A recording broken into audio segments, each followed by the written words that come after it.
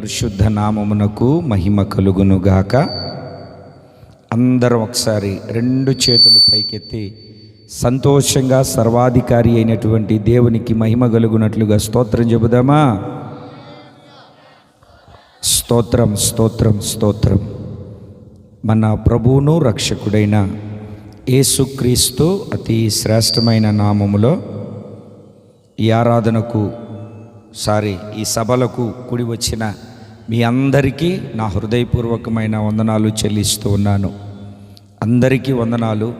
దేవుడు మిమ్మల్ని అందరినీ ఆశీర్వదించి బలపరిచి స్థిరపరిచి శాశ్వతమైనటువంటి దేవుని యొక్క రాజ్యానికి రాకడకు ప్రభువు సిద్ధపరచునుగాక. గట్టిగా చెప్పండి. నిన్నటి దినాన మనమంతా కూడి దేవుని స్తుతించాము. దేవుడు నిన్నటి దినాన మనందరితో మాట్లాడాడు. ఏం మాట్లాడాడండి? కొంచెం గట్టిగా చెప్పాలి మీరు. పాయాసం తాగిన వాళ్ళు ఆయాసపడ్డట్టుగా మేము ఎక్కినామని మీరు మాట్లాడితే నాకు కూడా నీరసం వచ్చేస్తుంది.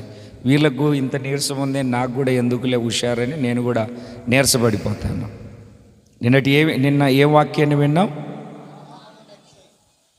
ఎందుకు ఎక్కించాడు వాహనాన్ని? చేరవలసిన గమ్యస్థానానికి చేర్చడానికి, అరణ్యములో రాజమార్గాన్ని సిద్ధపరచడానికి దేవుడు వాహనాన్ని ఎక్కించాడు. ఏ వాహనాన్ని ఎక్కించాడు దేవుడు? గాడిద అనకూడదు, గార్ధబ వాహనం అనాలి. అర్థమైందని? మనం కాకులు అంటాం, బైబిల్లో కాకోలములు అని రాసి ఉంటుంది. అట్లా కొన్ని విషయాలు మనం చెప్పుకుంటూ వెళ్ళిపోవాలి. మీరు ఎన్నైనా చెప్పండి, నాకైనా మీకైనా కాకోలం మనం కాకి అంటాం. గాడిద కనపడితే గార్ధబం వచ్చింది అనము, గాడిదే వచ్చింది అంటాం. అలవాటైపోయిన ప్రాణాలు. దేవునికి స్తోత్రం కలుగునుగాక. చాలా సంతోషం. తర్వాత ఏ వాహనాన్ని? ఆకాశ వాహనాన్ని, తర్వాత మేఘవాహనాన్ని ఖచ్చితంగా మనం ఎక్కాలి. ఆయన ఇచ్చాడు. ఎక్కితేనే ఎక్కడికైనా ప్రయాణం సులువుగా సాగుతుంది. చేరవలసిన గమ్యస్థానాన్ని చేరుతాం. ఈ రాత్రి కూడా పరిశుద్ధ బైబిల్ గ్రంథములో కొద్దిసేపు దేవుని యొక్క వాక్యాన్ని నేను మీకు జ్ఞాపకం చేస్తాను. మీరందరూ బైబిళ్ళు తెచ్చుకొని ఉంటే పరిశుద్ధ బైబిల్ గ్రంథములో నుండి ఒక చిన్న విషయాన్ని నేను మీకు ఈ రాత్రి జ్ఞాపకం చేస్తాను. అపోస్తలుడైనటువంటి పౌలు గారు కొరంథీయులకు రాసిన 2వ పత్రిక. అపోస్తలుడైనటువంటి పౌలు గారు కొరంథీయులకు 2వసారి వ్రాసిన పత్రిక, 2వ పత్రిక 6వ అధ్యాయము 18వ వాక్యంలో నేను చదువుతున్నాను. నేను చదువుతున్న ఆ మాటను మీరు గుర్తుపట్టండి. నేను మిమ్మును చేర్చుకొందును. తీసారా బైబిల్? ప్రకటనల గ్రంథం తర్వాత ఉంటుంది. మీరు ఎక్కడ ఎత్తుక్కోని అవసరం లేదు.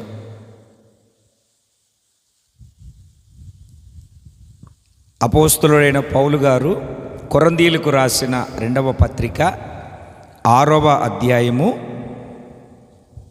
16, 17, 18 వాక్యాలు కలిసి ఉంటాయి. ఈ 18వ వాక్యంలో ఉన్న మాట, నేను మిమ్మును చేర్చుకొందును. గట్టిగా చెప్పండి ఆ మాట. ఎప్పుడు చేర్చుకుంటాడో ఆ వాక్యం అంతా మీరు ఇంటికి వెళ్ళిన తర్వాత 11వ వాక్యం నుండి 18వ వాక్యం వరకు జాగ్రత్తగా మీరు చదవడం ప్రారంభిస్తే, అవిశ్వాసితో విశ్వాసికి జోడి ఎక్కడ? విగ్రహముతో జీవము కలిగిన దేవునికి సంబంధం ఎక్కడా? ఏమిటండి? సాతానుకు దేవునికి సంబంధం ఎక్కడా అని వేరుపరుస్తూ ప్రత్యేకపరుస్తూ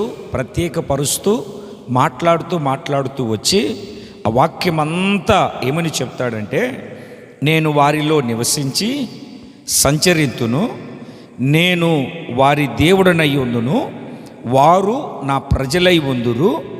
కావున మీరు వారి మధ్య నుండి బయలువెడలి ప్రత్యేకంగా ఉండడి, అపవిత్రమైన దానిని ముట్టకూడదని ప్రభువు సెలవిచ్చుచున్నాడు. మరియు నేను మిమ్మల్ని చేర్చుకొందును, మీకు తండ్రినై ఉందును, మీరు నాకు కుమారులను కుమార్తెలనై ఉందురని సర్వశక్తి కలిగిన ప్రభువు సెలవిచ్చుచున్నాడు. ఈ రాత్రి నేను చెప్పాలనుకున్న నా దేవుని యొక్క చిన్న సందేశాన్ని మీకు జ్ఞాపకం చేస్తాను. నేను మిమ్ములను, గట్టిగా చెప్పండి, నేను మిమ్ములను చేర్చుకుంటాను. నేను ఆకువీళ్ళు సేవ చేసేటప్పుడు దానమన్న కూడా వచ్చాడు అక్కడికి. నేను ఆదివారం ఆరాధన స్టార్ట్ చేద్దామని అందరికంటే ముందెళ్ళి కూర్చొని ఉన్నాను. ఒక్కొక్కరు వస్తూ ఉన్నారు, ఇంకా టైం అవ్వలేదు. అప్పుడు అక్కడ ఆరాధన 9 గంటలకే.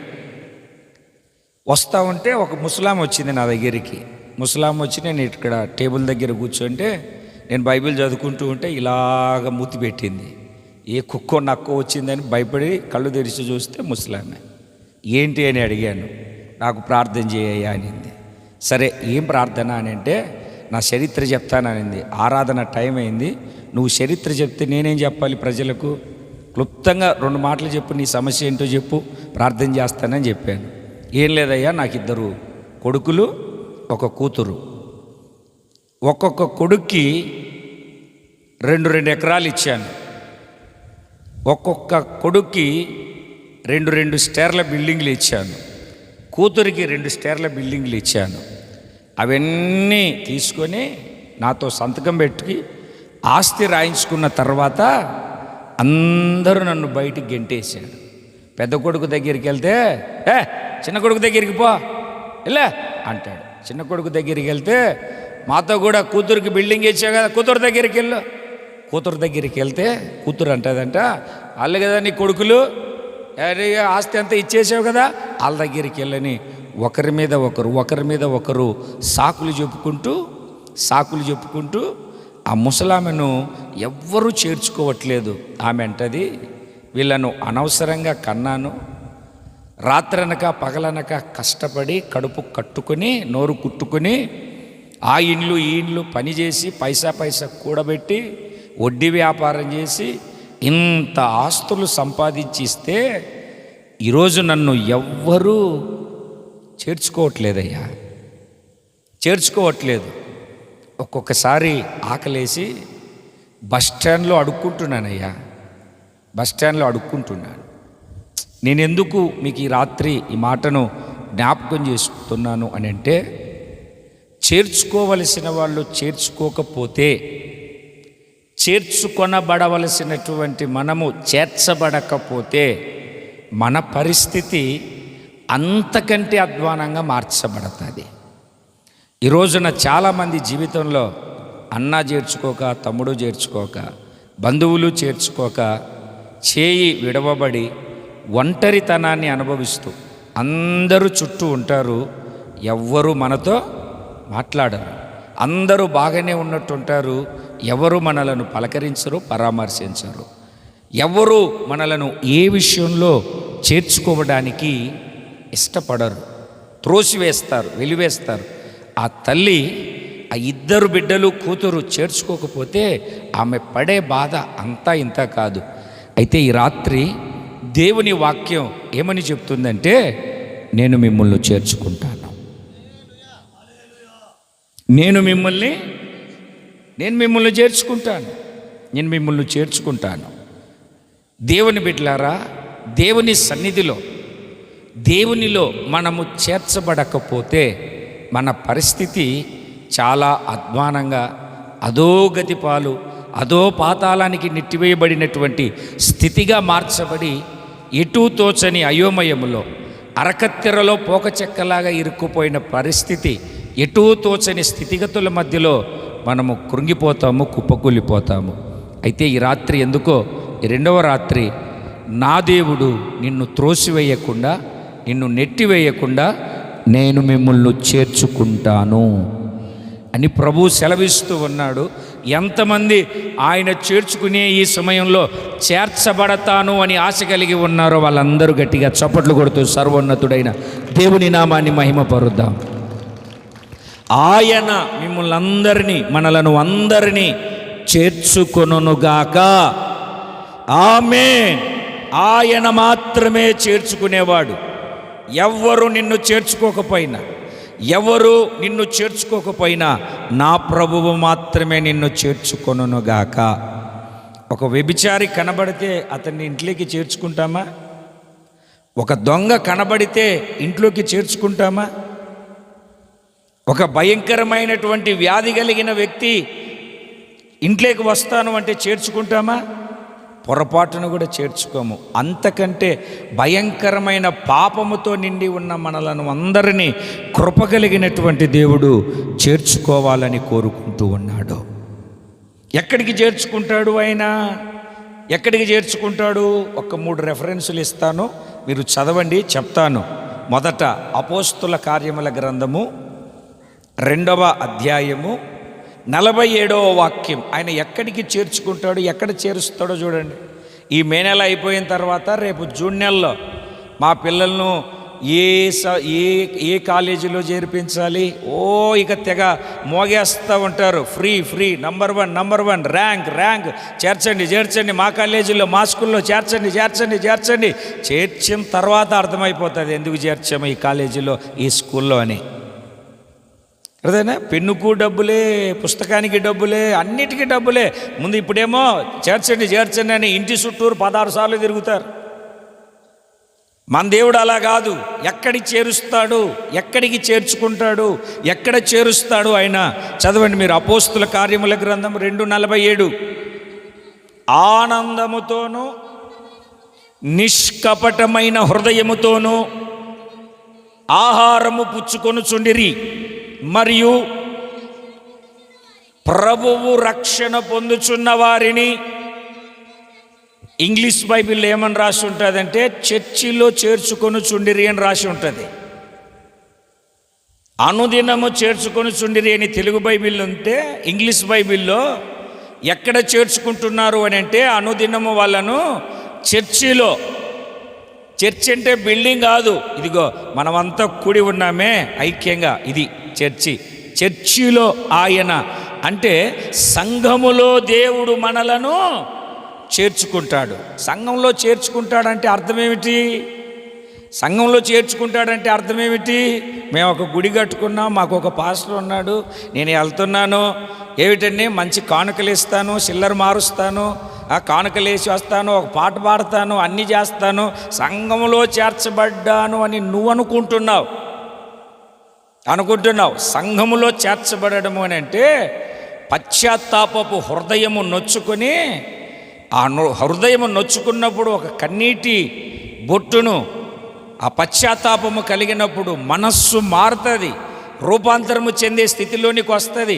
మనస్సు మారినప్పుడు నీ పాపాన్ని ఒప్పుకుంటావు. నీ పాపమును ఒప్పుకునిన తర్వాత నీవు బాప్తిస్మాన్ని తీసుకుంటావు. బాప్తిస్మం తీసుకున్న తర్వాత నీ ఆత్మీయ స్థితి, హృదయ పరిస్థితిని బట్టి దేవుడు పరిశుద్ధాత్ముని నీ హృదయంలో కృమ్మరిస్తాడు. అది సంఘములో చేర్చబడడం. వాళ్ళు అనుదినము రక్షణ పొందిన వారిని సంఘంలో చేర్చుకుంటున్నారు. మొదట పెంతెకోస్తు పండుగ దినన మేడగదిలో 120 మంది వాళ్ళు కూడి ఏక మనసుతో స్తుతిస్తున్నప్పుడు పరిశుద్ధాత్ముడు దిగి వచ్చాడు.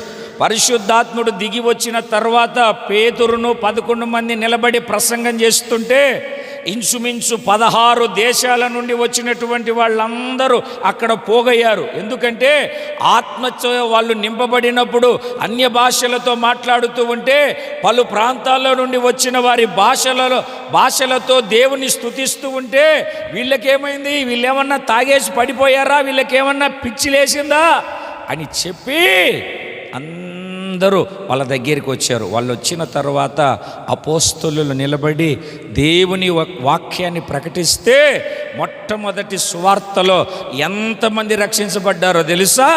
3000 మంది రక్షించబడ్డారు.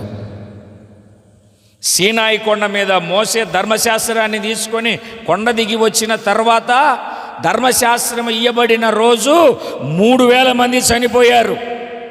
అందుకే పౌలు గారు కొరింథీ సంఘానికి పత్రిక రాసేటప్పుడు అక్షరము చంపుతుంది, ఆత్మ జీవింపజేస్తుంది. అక్షరం ఏం చేస్తుంది? అక్షరం ఏం చేస్తుంది? చంపుతుంది, ఆత్మ జీవింపజేస్తుంది.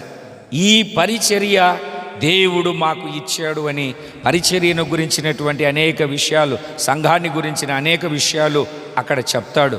మనలను ఆయన ఎక్కడ చేర్చుకోవాలి అనుకుంటున్నాడంటే సంఘములో చేర్చుకోవాలనుకుంటున్నాడు.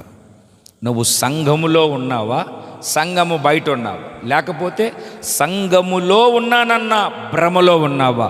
ఈ రాత్రి నువ్వు చక్కగా ఆలోచన చేసి ఒక మంచి తీర్మానం తీసుకొని రోడ్డెక్కి నీ ఇంటికి వెళ్ళిపోవాలి. చేర్చుకునే సమయంలోనే నువ్వు చేరాలి. నాకు నచ్చినప్పుడు, నాకు ఇష్టం వచ్చినప్పుడు నేను అన్నీ చేసిన తర్వాత చేర్చుకుంటానంటే కుదరదు. ఒక మాస్టర్ గారు ఉన్నారు, చక్కగా వాక్యం చెప్తాడు. ఆ వాక్యం చెప్తాడు, అయ్యా అన్నీ వదిలేసి సేవ చేయొచ్చు కదా, సేవ చేయొచ్చు కదా అంటే నవ్వేసి ఏమంటండి ఇంకా టైం ఉందిలే, ఇంకా టైం ఉందిలే అన్నాడు. దేవుని మహాకృపను బట్టి ఒక నెల రోజుల తర్వాత రిటైర్మెంట్ అయిన తర్వాత అంతా సమర్పించుకొని సేవ చేస్తానన్నాడు. ఏమన్నాడు? రిటైర్మెంట్ అయిన తర్వాత సమర్పించుకొని సేవ చేస్తానన్నాడు. దేవుని బిడ్డలారా, నెల రోజులు రిటైర్మెంటు అన్నీ ఆ ఫంక్షన్ బాగా గ్రాండ్గా చేద్దాం అనుకుంటూ ఉన్నాడు. ఆ రిటైర్మెంట్ ఫంక్షన్ రాకముందే ఈయన చచ్చిపోయాడు. రిటైర్మెంట్ అవ్వకముందే చచ్చిపోయాడు. ఇంకేం చేస్తాడు సేవ? సమయం ఉండగానే, కాలం ఉండగానే ఆయన చేర్చుకుంటాడు, మనము చేర్చబడాలి. గట్టిగా చెప్పట్లేదు. సంఘములో చేర్చుకుంటాడు ఆయన. ఇంకొక మాటను కూడా మీరు చదవద్దు, చూడండి. లూకా సువార్త 15వ అధ్యాయము 3, 4, 5, 6, 7 వాక్యాలు మీరు చదివితే, ఒక మనిషికి 100 గొర్రెలున్నాయి. అడవిలోనికి మేపుకోవడానికి వెళ్ళాడు. మేపుకుంటూ ఉన్నప్పుడు ఆ మేత మేసిన తర్వాత ఇక నీళ్లు దాపుదాము, ఇంటికి వెళ్దామని బయటికి వచ్చి గొర్రెలన్నిటినీ ఒక చోట నిలబెట్టుకొని లెక్క పెట్టుకున్నాడు. ఏయ్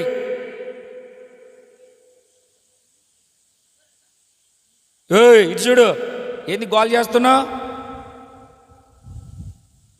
సంచులేసేయండి, తీసుకెళ్ళిపోతా మా ఊరు. దేవునికి స్తోత్రం కలుగునుగాక. మీరు చెప్పరేంటి? వెలవయ్యా చెప్పండి ఒకసారి. 2 చేతులు పైకెత్తి గట్టిగా. ముందోళ్ళు చెప్పట్లేదు, వెనక్కి చూస్తున్నారు. ఏమైపోయింది? మెడలు పట్టుకుంటాయి. 2 చేతులు పైకెత్తి గట్టిగా చెప్పండి. హల్లెలూయా. దేవుని బిడ్డలారా, లెక్క పెట్టుకున్నాడు. అంటే ఎంచుకున్నాడు. 1, 2, 3 ఎన్నిసార్లు ఎంచుకున్నా, ఎన్నిసార్లు లెక్క పెట్టినా ఎన్ని గొర్రెలు ఉన్నాయంటే 99 ఉన్నాయి. అప్పుడు ఏం చేసాడంటే ఆ 99 గొర్రెలను పక్కన వదిలిపెట్టి అడవిలోకి వెళ్ళి వెతకి ఆ 1 గొర్రెను తీసుకొని వచ్చి ఎక్కడ చేర్చాడంటే మందలో చేర్చాడు. అంటే ఆయన మిమ్మల్ని సంఘంలో చేర్చుకోవాలనుకుంటున్నాడు. ఎలా చేర్చాలనుకుంటున్నాడంటే ఒక కాపరిలాగా. ఎలాగండి? కాపరిలాగా చేర్చాలి అని కోరుకుంటున్నాడు. అదే తర్వాత పేరా వదిలిన తర్వాత ఇంకొక పేరాలో అదే లూకా సువార్త 15వ అధ్యాయం 19 నుండి 22 వాక్యాల వరకు ఒక తండ్రికి 2 కొడుకులు ఉన్నారు. ఆ 2 కొడుకులు ఏం చేశారు అని అంటే, అందులో ఒకడు తండ్రితో దెబ్బలాడి వీధిలో పంచాయతీ పెట్టి పెద్ద మనుషులంతా తీసుకొచ్చి నా వాటా నాకు ఇచ్చేయమను, నేను కూడా పుట్టాను కదా, నాది నాకు ఇచ్చేస్తే నేను చేయాల్సింది చేసుకుంటాను, చచ్చిపోయిన తర్వాత ఏం చేసుకుంటాడు అని దెబ్బలాడి తండ్రి దగ్గర ఆస్తి వాటా తీసుకొని పంచుకొని దూరదేశాలకు వెళ్ళిపోయాడు. దూరదేశాలకు వెళ్ళిపోయి దుర్వ్యాపారం చేసి ఆ దుర్వ్యాపారం వలన తనకు కలిగినదంతా పోగొట్టుకున్నాడు. విచిత్రం ఏమిటంటే, మనోడు దూరదేశానికి వెళ్ళి అడుగుపెట్టాడు. అడుగుపెట్టిన వెంటనే ఏం జరిగింది అని అంటే, ఆ దేశానికే కరువు వచ్చింది. ఎంతటి కరువు అంటే, ఈయన ఆకలి తీరక ఒకరి పంచన చేరి, అయ్యా మీ పందుల మేస్తాను, నాకు అంత అన్నం పెట్టయ్యి అంటే వాడన్నాడు, ముందు పందుల అయ్యా కడుపు కాలిపోతుంది, అయ్యా కొంచెం అన్నం పెట్టయ్యా అంటే లేదు, ముందు పని చేయి, పందులు మేపుకొనిరా అన్నాడు. వెళ్ళాడు.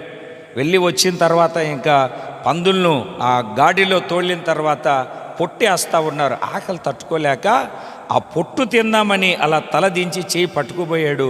ఆ యజమానుడు తిట్టి తన్ని బయటికి తరిమేశాడు. పందుల పొట్టు తినడానికి కూడా వాడి జీవితంలో గతి లేదు వాడికి, తండ్రి ఇంటిని విడిచిపెట్టిన తర్వాత. అప్పుడు బుద్ధి తెచ్చుకొని, నాకు ఇక్కడ పంది పొట్టు తినడానికి కూడా యోగ్యత లేదు, నా తండ్రి ఇంట అనేక మంది పనివాళ్ళు ఉన్నారు, అక్కడికి వెళ్ళి నేను నా తండ్రితో అంటాను, అయ్యా నీ కొడుకును అనిపించుకోవడానికి యోగ్యుని కాదు, నన్ను క్షమించు, నీకు పరలోకానికి విరోధంగా పాపం చేశాను, నాకంత కూడిపెట్టయ్యా చాలు బ్రతుకుతాను అని అందామనుకొని వెళ్ళాడు. తిరిగి కొడుకు వస్తూ ఉంటే తండ్రి నా కొడుకు ఎప్పుడు వస్తాడని ఎదురు చూస్తున్నాడు. బైబిల్ చెప్తుంది వాక్యం, వాడు దూరముగా ఉండగానే తండ్రి ఇంటిని విడిచి పరిగెత్తుకొని వెళ్ళి వాడిని కౌగిలించుకొని మెడ మీద పడి అని చెప్పేసి ముద్దు పెట్టుకున్నాడు. ఈ లోపల మా అయ్యగారు పరిగెత్తుతున్నారేంటనే ఆయన ఇంట్లో ఉన్న పని వాళ్ళందరూ పరిగెత్తుకొని వెళ్ళిపోయిన వెంటనే ఆయన పని వాళ్ళని చూసి అంటాడు, ఇదిగో నా కొడుకు చనిపోయి బ్రతికాడు, తప్పిపోయి మరలా దొరికాడు, నాకు వీడికి ప్రశస్తమైన వస్త్రాలు కట్టండి, ముందు వస్త్రాలు కట్టిన తర్వాత పాదాలకు చెప్పులు తొడగండి, పాదాలకు చెప్పులు తొడిగిన తర్వాత వీడికి ఉంగరాన్ని పెట్టండి, పదండి ఒక దూడను వధించండి, మనమంతా కలిసి సంతోషము చేద్దాము అని అంటాడు.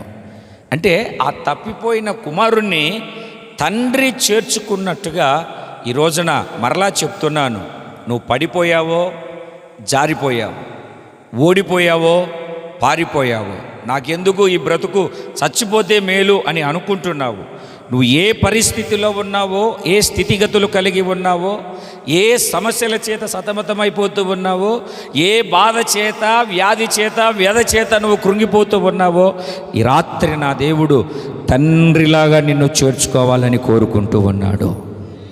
దేవునికి స్తోత్రం కలుగునుగాక. ఆయన మిమ్మల్ందరినీ చేర్చుకొనుగాక. చెప్పాలి, రెండు చేతుల పైకెత్తి సంతోషంగా దేవునికి స్తోత్రం చెప్పాలి. ఆయన మిమ్మల్ందరినీ చేర్చుకొనుగాక. ఆమేన్, ఆమేన్. సంఘంలో చేర్చుకుంటాడు, కాపరిలాగా చేర్చుకుంటాడు, తండ్రిలాగా చేర్చుకుంటాడు. ఒక 4 లేదా 5 మాటలు టయాన్ని బట్టి, నిన్నట్లాగా స్పీడ్ కాకుండా అయినంత అయింది, కొంతైనా పర్వాలేదు, నెమ్మదిగానే చెప్తాను, జాగ్రత్తగా వినండి. ఇంకా స్పీడ్గా చెప్పేవాడిని. దేవునికి స్తోత్రం కలుగునుగాక. చెప్పాలి కొంచెం గట్టిగా. ఓకే, ఆయన మనలను చేర్చుకుంటాడు. చేరదామా, చేరకుండా ఉందామా? ఎలా చేర్చుకుంటాడు ఆయన మనల్ని? ఎలా చేర్చుకుంటాడు, ఎక్కడికి చేర్చుకుంటాడు? కొన్ని మాటలు చెప్తాను. మొట్టమొదటిది చదవండి, మీరు బైబిల్ తెచ్చుకొని ఉంటే లూకా సువార్త 13వ అధ్యాయము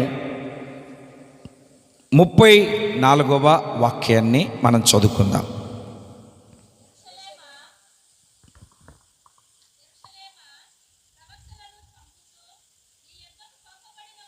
ఇది ఏ మాట అంటే, నా వెనక ఒక పెద్ద దున్నపోతు పరిగెత్తుకుంటూ నన్ను పొడచడానికి వచ్చింది అనుకోండి, ఏమంటారు? ఓ నో, అదేమో ఓ నో, వెనకలో దున్నపోతు వచ్చింది అంటావా? వెనక పాము వచ్చింది అనుకోండి, ఓ నో, ఓ పెద్దనో, పాము వచ్చింది చెరుగు అంటావా? ఏమంటావు? ఏమంటావు? ఏమంటావు అది చెప్పు. ఏమంటావు?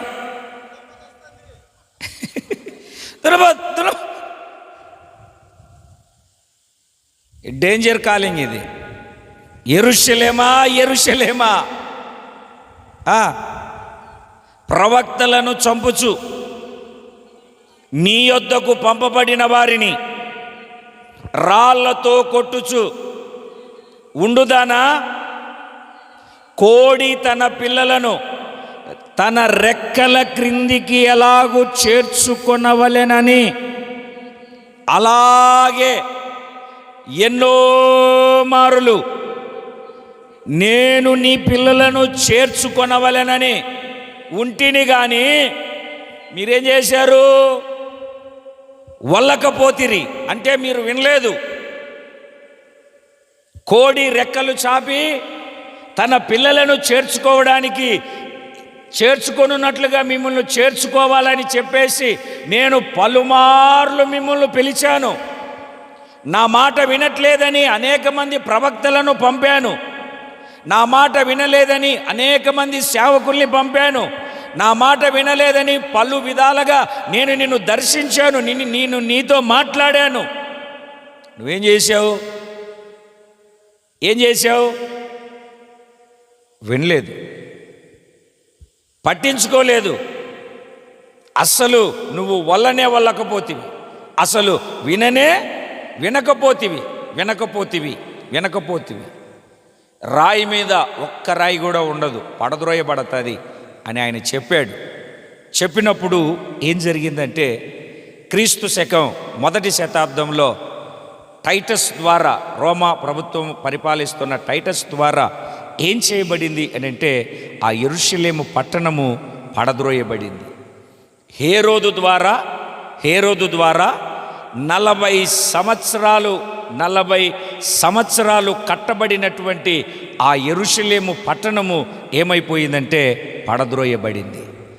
దేవుని సన్నిధానానికి చేరి వచ్చినటువంటి దేవుని బిడ్డలారా, ఆయన ఎన్నో మార్లు పలు విధాలుగా మనము పడిపోయినప్పుడు, మనము కృంగిపోయినప్పుడు, మనము జారిపోయినప్పుడు, మనము విసిరివేయబడినప్పుడు, మనము ఆజ్ఞ అతిక్రమించినప్పుడు మనకు నష్టము కలుగుతుందని సాతాను మనలను ఎవరిని మృంగుదనా అని గర్జించు సింహం వలె సాతాను తిరుగుతూ ఉండగా, ఆ సాతాను యొక్క కబంధ హస్తాలలో నుండి మనలను విడిపించాలని పలుమార్లు దేవుడు తన ప్రవక్తలను, తన సేవకులను పంపి ఆయన మాట్లాడుతూ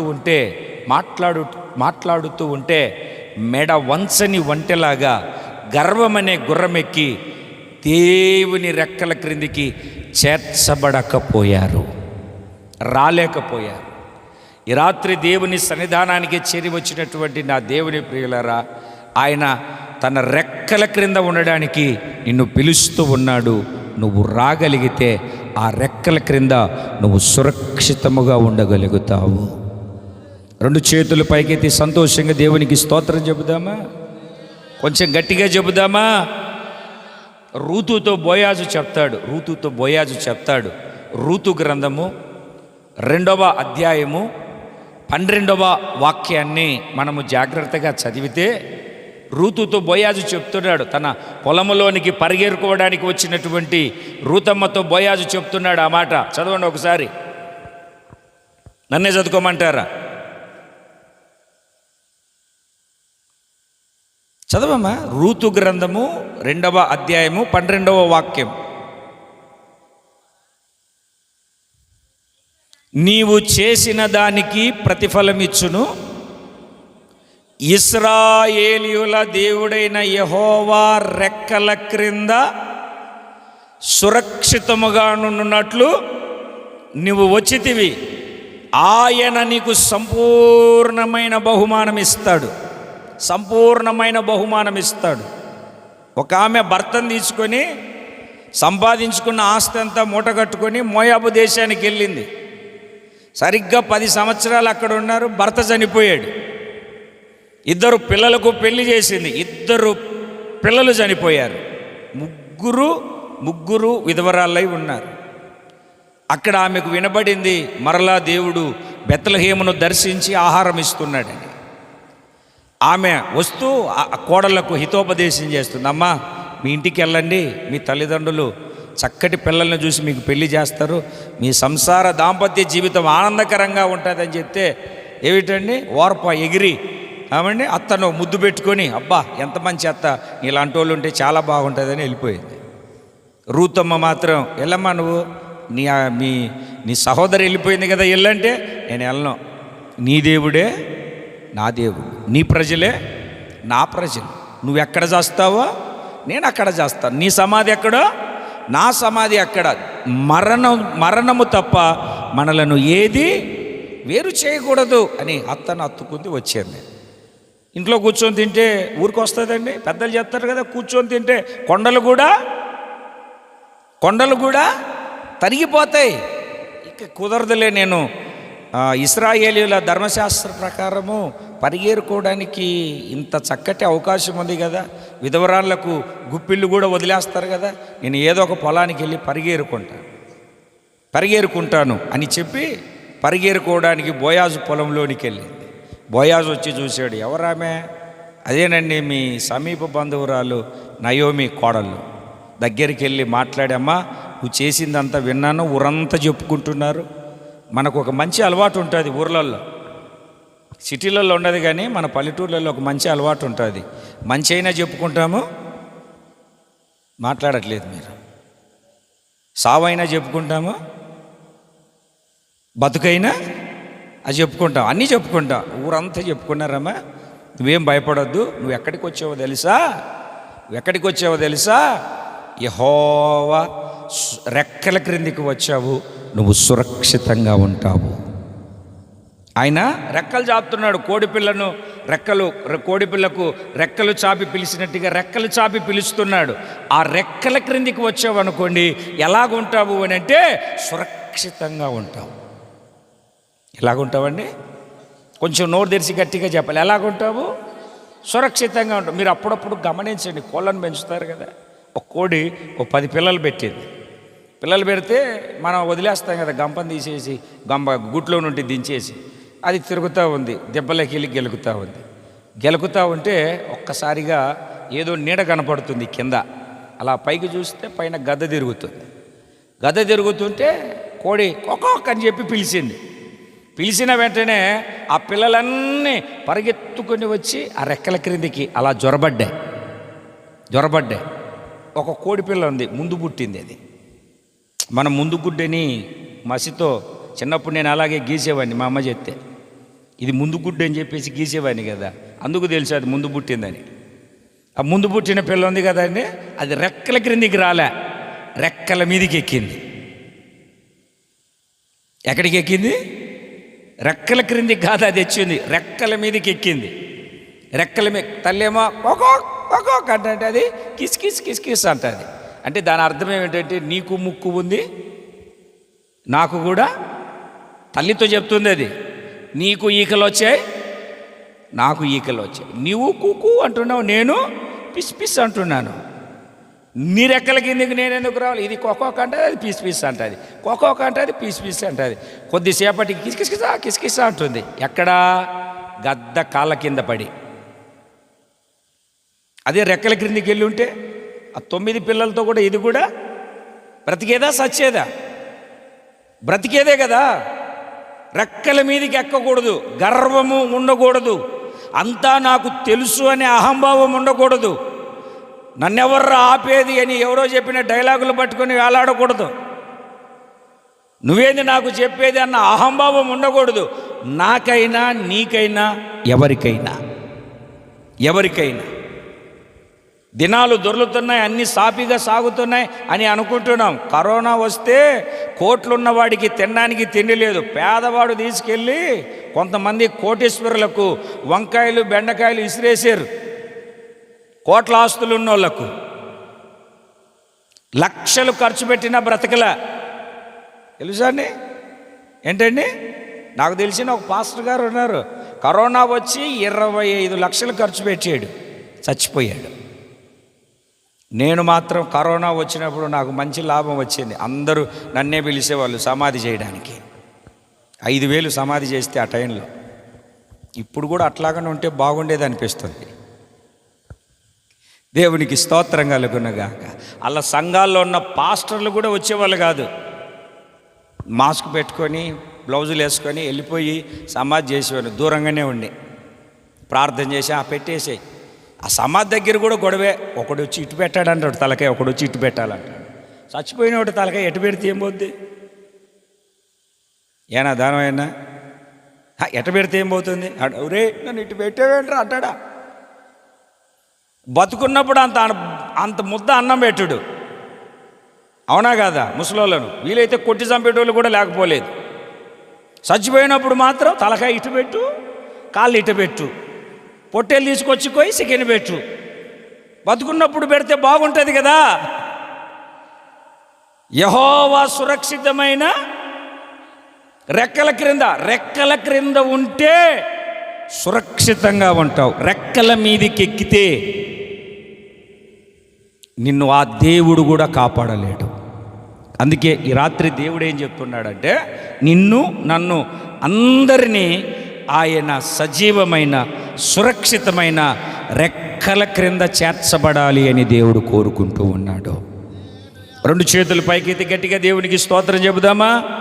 చెప్పాలి. సంతోషంగా దేవునికి స్తోత్రం చెప్పాలి. సంతోషంగా దేవునికి స్తోత్రం చెప్పాలి. ఇంకొక వాక్యాన్ని కూడా మీరు చదువుతారు. మలాకీ గ్రంథము 4వ అధ్యాయము 4వ అధ్యాయము 2వ వాక్యం. మలాకీ గ్రంథము 4వ అధ్యాయము 2వ వాక్యము. అయితే నా నామమందు భయభక్తులు గలవారగు మీకు నీతి సూర్యుడు ఉదయించును. అమ్మా గట్టిగా చెప్పండి. అతని రెక్కలు ఆరోగ్యము కలగజేయును. మీరు బయలుదేరి క్రొవ్విన దూడ గంతులు వేయినట్లుగా గంతులు వేసెదరు. ఎలాగండి? క్రొవ్విన దూడ గంతులు వేయినట్లుగా మీరు గంతులు వేస్తారు. ఎప్పుడు గంతులు వేస్తారు అని అంటే, ఆయన రెక్కలు చాపి కోడి తన పిల్లలను పిలిచినట్టుగా పిలిచినప్పుడు ఆ రెక్కల క్రిందికి వెళితే సురక్షితంగా ఉండగలుగుతారు. ఆ రెక్కల క్రిందికి వెళితే పరిపూర్ణమైన ఆరోగ్యము చేత నింపబడతారు. అబ్బే నేను లేను, నా ఇష్టానుసారంగా ఉంటాను, అంతా నాకు తెలుసు అని గర్వం అనే గుర్రం ఎక్కామనుకోండి, ఈ ఆశీర్వాదాలన్నీ కోల్పోతాం. ఎందుకు దేవుడు చేర్చుకోవాలి అని అనుకుంటున్నాడు అని అంటే, కోడి తన పిల్లలను రెక్కల క్రింద చేర్చుకున్నట్లుగా నీకు సురక్షితాన్ని ఇవ్వడానికి, నీకు ఆరోగ్యాన్ని ఇవ్వడానికి దేవుడు నిన్ను చేర్చుకుంటున్నాడు. ఆరోగ్యాన్ని ఇవ్వడానికి చేర్చుకుంటున్నాడు. నేను సేవ చేస్తున్న ప్రాంతంలో ఒక అతనికి దవడ క్యాన్సర్ వచ్చింది. కింది దవడ సగం తెగ్గొట్టేశారు. కంపు ఆయన దగ్గరికి వెళ్తే డాక్టర్లు రేడియేషన్ ఇచ్చి ఆ రేడియేషన్కు సహకరించక ఇంటికి తీసుకెళ్ళండి, ఓ 10 రోజుల్లోనో 15 రోజుల్లోనో చచ్చిపోతాడు, బంధువులకి అందరికీ కబురు పెట్టండి, సమాచారం చెప్పండి అన్నారు. ఆ బయట పెట్టారు. వచ్చిన వాళ్ళు అందరూ అని చెప్పేసి వెళ్ళిపోతున్నారు. సేవకులు వెళ్ళారు. ఎవరు దగ్గరికి కూడా వెళ్ళట్లేదు, దూరంగా నుండి సేవకులు వెళ్ళి కళ్ళు మూసుకొని అదే వాసన భరించి ఆయన నెత్తి మీద చేతులుంచి ప్రార్థన చేశారు. దేవుడు నిన్ను బతికిస్తాడు, బాధపడు. అందరేమో రేపు చేస్తాడా, ఇల్లుండి చేస్తాడా. ఏంటంటే కొంతమందిది ఉంటుంది కదండి, కొందరిది ఎవరి పనుల మీద వాళ్ళకు ఉంటుంది కదా అని వాళ్ళు ఎదురు చూస్తున్నారు. ఈయన మాత్రం సేవకులు వచ్చి ప్రార్థన చేసి వెళ్ళిన తర్వాత రోజు పికప్ అవుతున్నాడు. 15 రోజులకి ఆయన చేస్తానన్నాడు కదా. నాకంటే ముందున్న సేవకులు ప్రార్థన చేసి వెళ్ళారు. ఆయన సస్తానన్న రోజునే నేను ఆ ఊరు వెళ్ళాను, ట్రాన్స్ఫర్ అయిపోయి. మొత్తానికి నాకు తెలిస్తే నేను కూడా వెళ్ళి ప్రార్థన చేసిన తర్వాత ఆయన సావలేదు. రోజు బలం పొందుకున్నాడు. అతని దగ్గర నుండి వాసన వెళ్ళిపోయింది. తర్వాత 6 నెలలకు ఆయన ఎట్లా తయారయ్యాడంటే, తాటి చెట్టు ఎక్కి కళ్ళు తీస్తాడు, ఇన్ని సుట్టలు తాగేవాడంట. 3 ఆడపిల్లలే. ఒక 10 సెంట్లు స్థలం తీసుకొని చిలకడ దుంపలు, గోంగూర, పాలకూర అన్నీ పెట్టుకొని సైకిల్ మీద గంప కట్టుకొని రోజు అమ్మేవాడు. పరిచర్య అన్నా, ప్రభుదాస్ అన్న పరిచర్య అంటే ముందే వచ్చి ఉండేవాడు అందరికంటే ముందు. ఆయన చెప్తాడు, అన్నా అందరూ చచ్చిపోతారని ఎదురు చూశారన్నా, సేవకులంగా మీరే ప్రార్థన చేశారు, బ్రతికించాడన్నా. ప్రతి ఆదివారం ఏ ఆదివారం మానడు. ఏనా అందరు మానేశారు కదా, మీ ఊరు నుండి వచ్చేవాళ్ళు, నువ్వు మానేసావు ఏంటంటే, నన్ను దేవుడు బ్రతికించాడన్నా, నేనెందుకు మానతాను.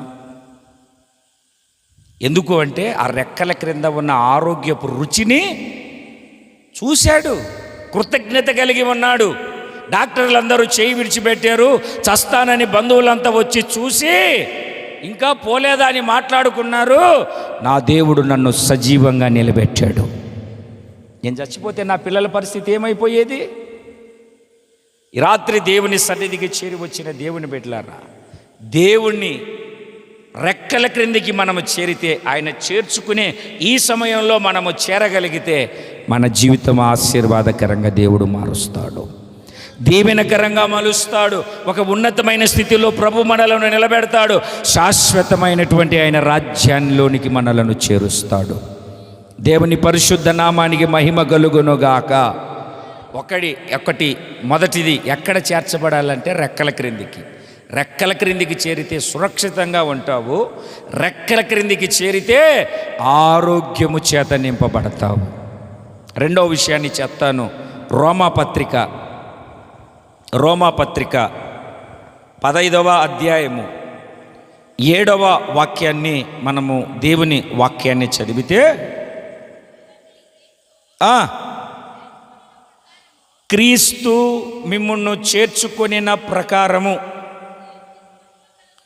దేవునికి మహిమ కలుగునట్లు మీరును ఒకనినొకడు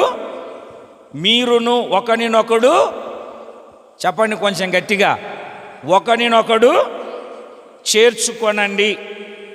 మీకు అర్థమయ్యేటట్టుగా చెప్తాను, జాగ్రత్తగా గమనించండి దేవుని మాటను. వెనకున్న ఇద్దరు పిల్లలను పంపించండి. నాన్న నూరా, నీ రెండు వైపులో ఉన్న పిల్లలను పంపించట. ఇద్దరే ఇట్రండి, పైకి రండి. నువ్వు కూర్చో తమ్ముడా, మీరిద్దరు రండి పరిగెత్తు. బైబిల్ అక్కడే పెట్టి ఎవరికొకరికి ఇచ్చి, లేదంటే ఇక్కడే పెట్టుకో స్టేజ్ మీద. దా త్వరగా రా, నీకు చెప్తాను ఇక్కడ. మరలా ఒకసారి చదవమ్మా మాట. కూర్చో, ఇటు చదువమ్మా. ఎదురుగండి. క్రీస్తు మిమ్ములను చేర్చుకొనిన ప్రకారము దేవునికి మహిమ కలుగునట్లు. ఏం చెప్పావమ్మా? ఏం చెప్పావు? ఎవరికి చెప్తావు? ఎవరికి చెప్పేది? నేనేంది, వాడేంది? అసలు వాడు ఏమన్నాడో తెలుసా? ఈడేమన్నాడో తెలుసా? నన్ను అంత మాట అనేటోడా వాడు? నేను సావనైనా సస్తాను కానీ వాని మొహం కూడా సస్తే నువ్వేంద్ర చూసేది పిచ్చోడా? అవునా కాదా? సస్తే ఏంది చూసేది? వాక్యం ఏం చెప్తుంది? ఒకరినొకడు చేర్చుకోండి. ద్వేషాలు, పగలు, పొరపాట్లు, తడబాట్లు మనుషులం కదా, ఉంటాయి. వంకాయలో పుచ్చులు ఉంటాయా ఉండవా? మాట్లాడాలి మీరు. బెండకాయలో జిగురు ఉంటుందా ఉండదా? గోంగూర పుల్లగుంటుందా ఉండదా? అది సహజ సిద్ధం. మనిషి అన్న తర్వాత లోపాలు, వ్యతిరేకతలు ఉంటాయి. దాన్నే పట్టుకొని వేలాడుతూ ఉండకూడదు. ఏం చేయాలని పౌలు గారు రోమా సంఘానికి పత్రిక రాస్తున్నాడంటే, మీరు ఒకరిని ఒకరు, క్రీస్తు ఏం చేశాడు? మనలను చేర్చుకున్నాడు. క్రీస్తు ఎలాగైతే మనలను చేర్చుకున్నాడో, క్రీస్తు ఎలాగైతే మనలను తన యొద్దకు చేర్చుకున్నాడో, మనము కూడా ఏం చేయాలో తెలుసండి? ఒకరినొకరము నేను వందనాలు కూడా చెప్పను. పచ్చవాయి వచ్చినట్టు మూర్ఛవాయి పచ్చవాయి వచ్చినోడికి 3 వంకలు పోతా చూడు. ఆమె పాపం తగ్గించుకున్నమ్మా వందనాలు అంటే పట్టుకి పట్టనట్టుగా ఏమా మాట్లాడ, దాని మొహం చూడు చచ్చిపోయిన కూడా. నేను అనుకుంటాను, చచ్చిపోతే ఎలా చూస్తుంది ఈ మనిషి? ఒక ఆమె అన్నాను, సావు చూద్దాం ఎట్లాగ చూడవా? సావుది ఎందుకు చేస్తుంది? ఒట్టి మాటలు. అంటే ఇప్పుడు నేనేం మీకు చెప్తానంటే, క్రీస్తు మనల్ని ఏం చేశాడు? చేర్చుకున్నాడు. క్రీస్తు మనలను సహవాసంలో చేర్చుకున్నాడు కనుక మనం కూడా ఏమై ఉండాలి? సహవాసం కలిగి ఉండాలి. నేను ఆడితో మాట్లాడను, నేను అది చేయను, నేను పెద్ద ఆకాశంలో నుండి దిగి వచ్చాను, నేను తోపు తుర్రము. అర్థమైందా? ఎవరు తురుము ఎవరు తోపు? మనమందరం దేవుని ప్రేమలో వినమ్రత కలిగి దేవుని మార్గాలలో నడిపించబడుతున్న వాళ్ళం. బాబు సహోదరుడికి తీర్పు తీర్చద్దని వాక్యం చెప్తుంది. ఏదన్నా ఉంటే దేవుడు చూసుకుంటాడు. నీకు నాకెందుకు? ఒక వందనాలు చెప్తే అన్నీ కలిసిపోతాయి. చేర్చుకోవాలి ఒకరినొకరం. నేను పొరపాటును కూడా పిలవను, నేను చేయనంటే ఎట్లా? ఇది సహవాసం, క్రీస్తు మనకిచ్చిన సహవాసం, ఆయన రక్తపు విలువనిచ్చి మనకిచ్చినటువంటి సహవాసం. సంఘం అంటే పిల్లలు ఆడుకున్నటువంటి ఆటలాడే ఆట కాదు ఇది. బారకట్ట చెమచెక్క ఆడుకునే ఆటలు కాదు ఇది. సహవాసం అంటే పరలోక సంబంధమైనది. ఒక్కసారి విడవబడ్డామా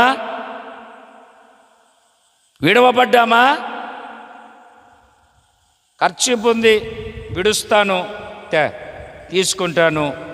అదే గాజును విడవండి, దేనికి పనికిరాదు, అతికించడానికి కూడా పనికిరాదు. మన ఆత్మీయ స్థితి కూడా అట్లాంటిదే. దేవుడు విడిచిపెట్టాడా? దేవుడు వద్దనుకున్నాడా? నిన్ను ఎవరూ కాపాడలేరు. సహవాసంలో ఒకరి భారం ఒకరు భరించాలి, ఒకరి కొరకు ఒకరు ప్రార్థనలు చేసుకోవాలి, ఒకరి కష్ట సుఖాల్లో ఒకరు పాలిభాగస్థులం అవ్వాలి, ఒకరు బలహీనపడ్డప్పుడు, ఒకరు బలహీనత చేత బాధపడినప్పుడు, కష్ట నష్టాల్లో, సుఖ దుఃఖాల్లో, ఆనందాల్లో, అన్ని విషయాలలో మనము ప్రేమ ఐక్యత కలిగి నడిపించబడాలి. వాడు నన్ను అట్లా అన్నాడు, వాడు నన్ను ఇట్లా అన్నాడు, నాకు నాటేసాడు, నాకు నీళ్లు పోసాడు అనకూడదు. మనం చేర్చుకోవాలి. మనం పాత నిబంధనలో నిబంధన మందసం ఉంటుంది, పెట్టే. ఆ నిబంధన మందసములో దేవుడు మోషేకు రాసిచ్చినటువంటి 10 ఆజ్ఞలు కలిగిన 2 రాతి పలకలు ఉంటాయి. తర్వాత చిగురించిన అహరోను చేతికర్ర ఉంటుంది. ఇశ్రాయేలు ప్రజలకు మన్నా కురిపించినప్పుడు ఓమేరులో బంగారు పాత్రలో మన్నా పోసినటువంటి ఆ మన్నా కలిగిన బంగారు పాత్ర 3 ఉంటాయి. ఆ మందసం పెట్టెకు పైన ఒక మూత ఉంటుంది. అది మూత ఒరిజినల్ బంగారుతో చేయాలి. ఆ మూతను కరుణాపీఠం అంటారు. కరుణాపీఠం అంటే యేసుక్రీస్తుకు సాదృశ్యం. ఆ కరుణాపీఠం మీద ఏకాండంగా 2 కెరూబులను చేయాలి. 2 కెరూబులు ఎట్లా ఉండాలి తెలుసా? ఇది నా కాళ్ళ కింద బ్లూ మ్యాట్ ఉందా? కనబడుతుందమ్మా? మాట్లాడట్లేదు మీరు. కనబడుతుందా లేదా? బ్లూ మ్యాట్ లాగా ఉంటుంది. అంటే ఎల్లింగ్ పెట్టకూడదు. కెరూబుల్ని చూసి డైరెక్ట్గా దాంతోనే పోత పోసుకుంటూ రావాలి. 2 కెరూబులు. నువ్వు మోకాళ్ళ మీద మోకరించు. నువ్వు కూడా కొంచెం దగ్గరికి రా. ఇట్లా ఉంటాయి. చేతులు చాపు. ఆడి ముఖం వైపు చూడు. ఆడి ముఖం చూడు, కింద చూడు. తలకాయ దించొద్దు. తలకాయ అట్లాగనే పెట్టుకోవాలి. నువ్వు కూడా ముఖం ఎదురుగా ఉండాలి. సూపు మాత్రము కింది సూపు కాదు. కింద ఏముంది? మూత, మ్యాట్ కాదు. మీరు ఇప్పుడు నిబంధన మందసం మీద ఉన్నారు.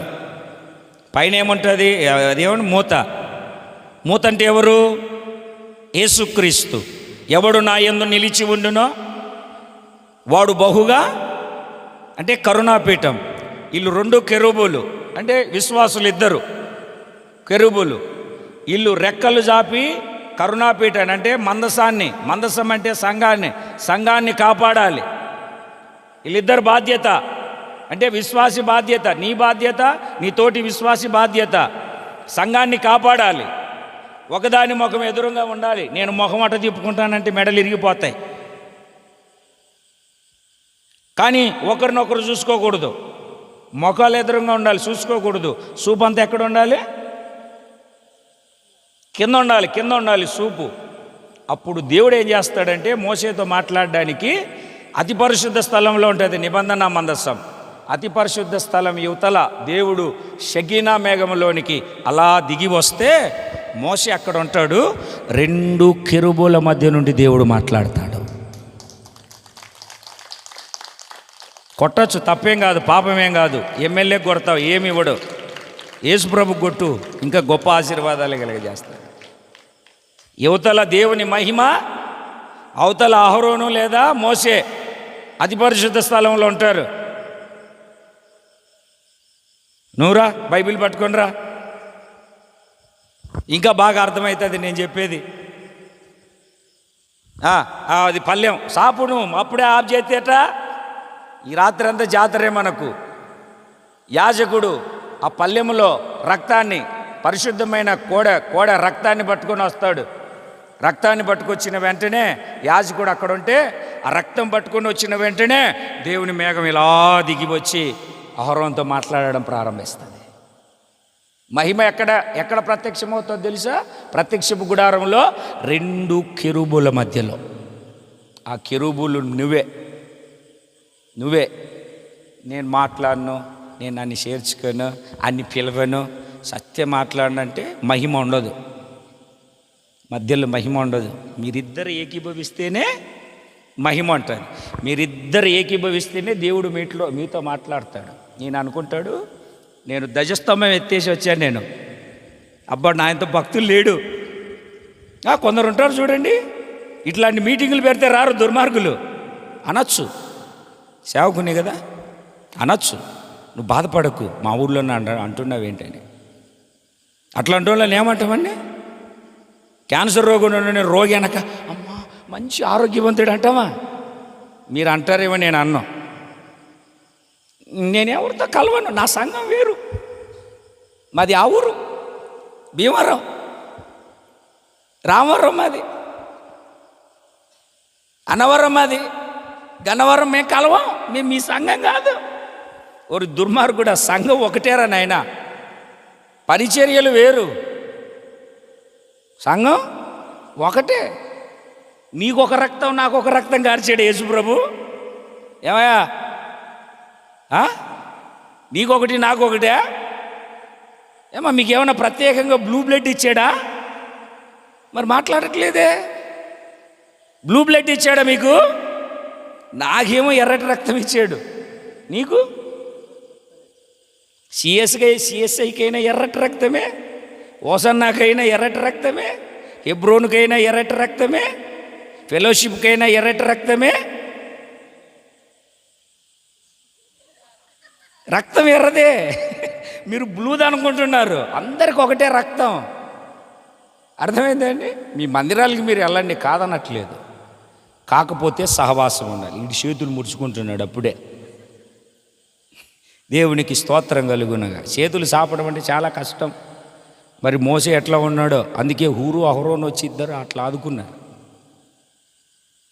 అట్లా మరి మెడలు ఎనికి తిప్పుతున్నా, అది ఉందిలే, ఎవరు తీసుకెళ్ళారు నాయన, నీ కార్డు మీద నీళ్లు పోయా, పెట్టుకో లే నిలబడు ఇక ఎట్లా కాదు, మోకాళ్ళ మీద నేను నిలబడు, నీ కార్డు మీద నీళ్లు పోయా, అదిగా మళ్ళీ పడిపోయింది. ఇది వద్దులే, ఇక్కడ పెడతానులే, నువ్వు చూడలేక చచ్చిపోతాను నీ బాధ. నేను చూడు పొజిషన్లో నన్ను కాదు, ఏదో నీకు పెళ్లి సంబంధం చూసి తీసుకుని వచ్చినట్టుగా బాధపడిపోతున్నావు.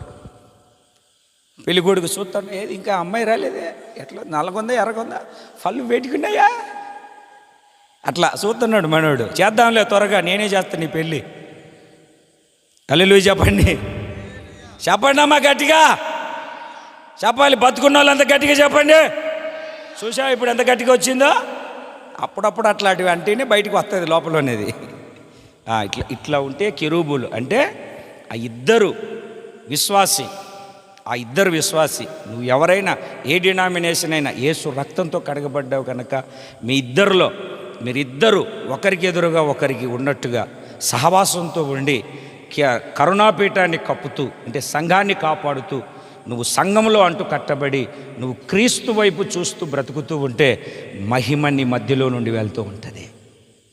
దేవునికి స్తోత్రం కలుగునుగా. ఏంటండి?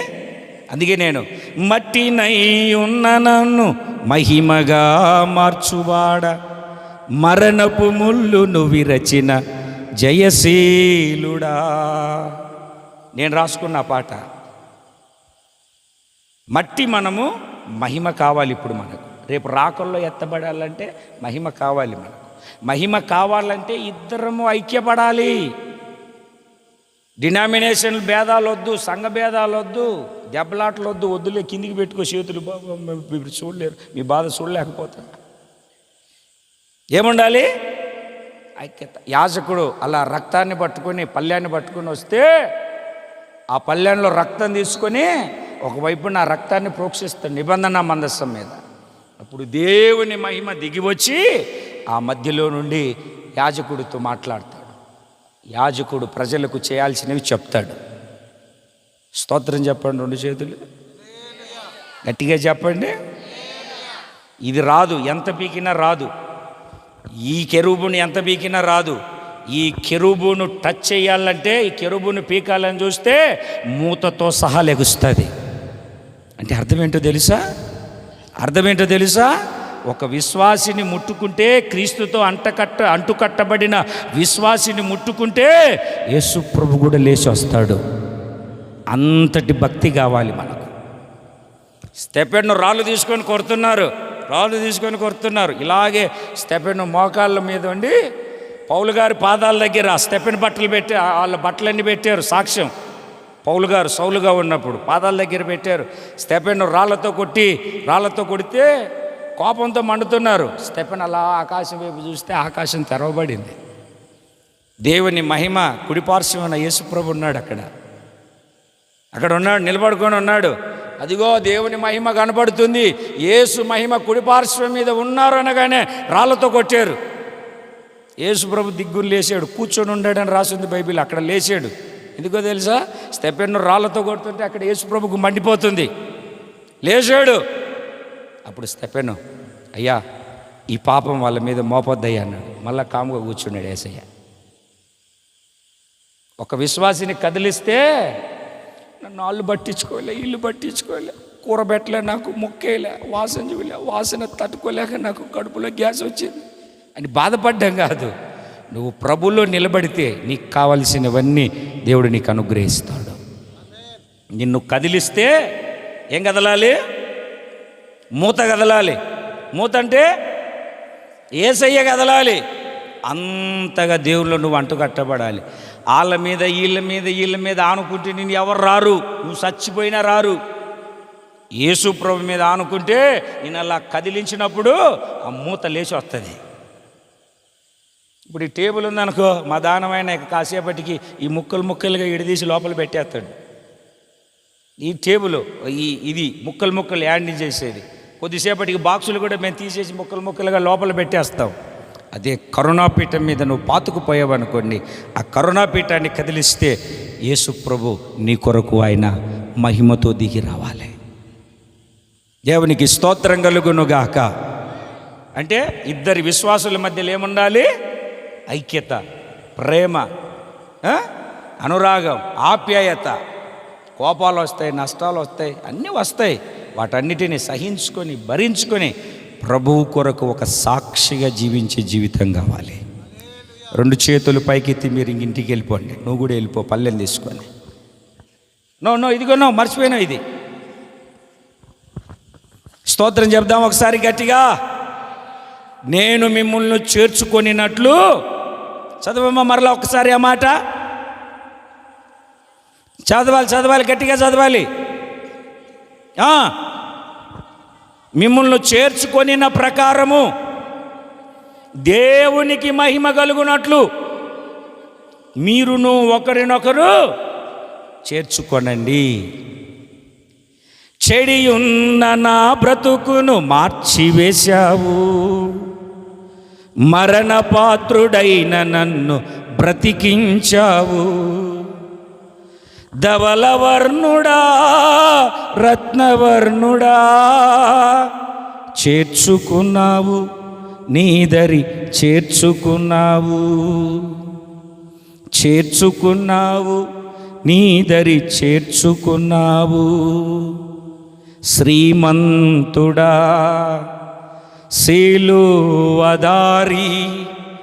నాకై బలి అయిన నా యేసయ్యా. ఆయన మనల్ని ఏం చేశాడండి? గట్టిగా ఎక్కడ చేర్చుకున్నాడు? తర్వాత ఎక్కడ చేర్చుకున్నాడు? సహవాసంలో చేర్చుకున్నాడు. గట్టిగా చెప్పండి, ఎక్కడండి? సహవాసంలో ఉండాలి, విడిపోవద్దు. చిన్నప్పుడు కథలు చూసాం మనం. 4 ఎద్దులు కలిసి ఉన్నాయి. దానిని తిందామని పులి వచ్చితే ఏం చేసింది? ఎద్దులు ఏం చేసాయి? పొడిసి కుల్లబడిసాయి. ఇట్లా అయితే కుదరదు అని లేనిపోనివన్నీ మధ్యలో చెప్పి ఆ 4 ఎద్దుల్ని విడదీసి, మొదటి ఎద్దుని తింటుంటే 3 ఎద్దులు అనుకుంటున్నాయంటే తిను చావాలి, దానికి అలాగనే కావాలి, దాన్ని బతకలాగానే లేకుంటే నాతోనే దెబ్బలాడుతుందా అనుకుంది. రెండో దాన్ని తినింది. ఆ 2 అనుకుంటున్నాయి తిను అయిపోవాలి, దానికైతే నీకు పట్టిందిలే అనుకుంది. మూడో దాని దగ్గరికి వచ్చింది. ఆ ఒక్కటే రేపు నీకు అదేలే అవ్వలేని. 4వ రోజు దాన్ని కూడా తినింది. సహోదరులకు ప్రమాదం వస్తే నీ దాకా రాదని కాముగా ఉండకూడదు. ప్రార్థన మోకరించి సహోదరుల కోసం, సంఘం కోసం, సేవ కోసం, గ్రామం కోసం, ఏమిటండి బంధువుల కోసం ప్రార్థన చేసే అనుభవం కలిగి మనం నడిపించబడాలి. గట్టిగా రావట్లేదు శబ్దాలు, గట్టిగా చెప్పండి. నిద్రపోయేటోళ్ళంతా గట్టిగా చెప్పండి. ఉంటారు వాళ్ళు, లేకుంటే ఎట్లా? నేను లేను కదా, నేను ఉన్నంతసేపు వాళ్ళు ఉంటారు. వాళ్లకు నాకు విడదీయగలరా ఎవరైనాను? పాడట్లేదు చూసారా? దేవునికి స్తోత్రం కలుగునుగాక. 3వ మాట చెప్తాను. 65వ కీర్తనల గ్రంథము 65వ కీర్తన 4వ చరణం. నీ ఆవరణములలో నివసించున్నట్లు నీవు ఏర్పరచుకొని చేర్చుకొనువాడు ధన్యుడు. నీ పరిశుద్ధాలయము చేత, నీ మందిరములోని మేలు చేత మేము తృప్తి పొందుచున్నాము. 2 చేతులు పైకెత్తి చేతులు ఊపుతూ గట్టిగా దేవునికి స్తోత్రం చెబుదామా? శబ్దం రావట్లేదు నాకు. చేతులు ఊపుతూ ఊగాలి. ఇట్లా ఊపుతూ ఎవరన్నా కోమాలకు వెళ్తే నెత్తి మీదేయండి. దేవునికి స్తోత్రం కలుగునగాక. నీ ఆవరణములలో నివసించున్నట్లు నీవు ఏర్పరచుకొని చేర్చుకొనువాడు ధన్యుడు. అన్యుడు కాదు, ధన్యుడు. చేర్చబడకపోతే అన్యుడు. ఎక్కడ చేర్చబడాలి? మందిరంలో. చెప్పండి తల్లి, అయ్యా ఎక్కడ చేర్చబడాలి? మందిరంలో. యేసు ప్రభుని మేము నమ్ముకున్నాము అన్న వాళ్ళంతా చేతులు పైకెత్తి గట్టిగా నిలువు చెప్పండి. దేవుని నమ్ముకున్నామా? దేవుని నమ్ముకున్నావా? ఒక ప్రశ్న, ఏమనుకోవద్దు. 5 నెలలు అయిపోతుంది కదా, ఒక్క ఆదివారం కూడా మానలేదన్న వాళ్ళు ఎవరన్నా ఉన్నారా? మందిరానికి వెళ్ళకుండా. నేనేం చెప్తానంటే, యేసు ప్రభుని నమ్మిన వ్యక్తి ఒక క్రైస్తవుడు ఆదివారం రోజున 3 చోట్ల ఉంటాడు. 1, ఆరాధన జరుగుతూ ఉంటే మందిరంలో ఉంటాడు. 2వది, రోగం వస్తే హాస్పిటల్లో ఉంటాడు. 3వది, చస్తే సమాధిలో ఉంటాడు.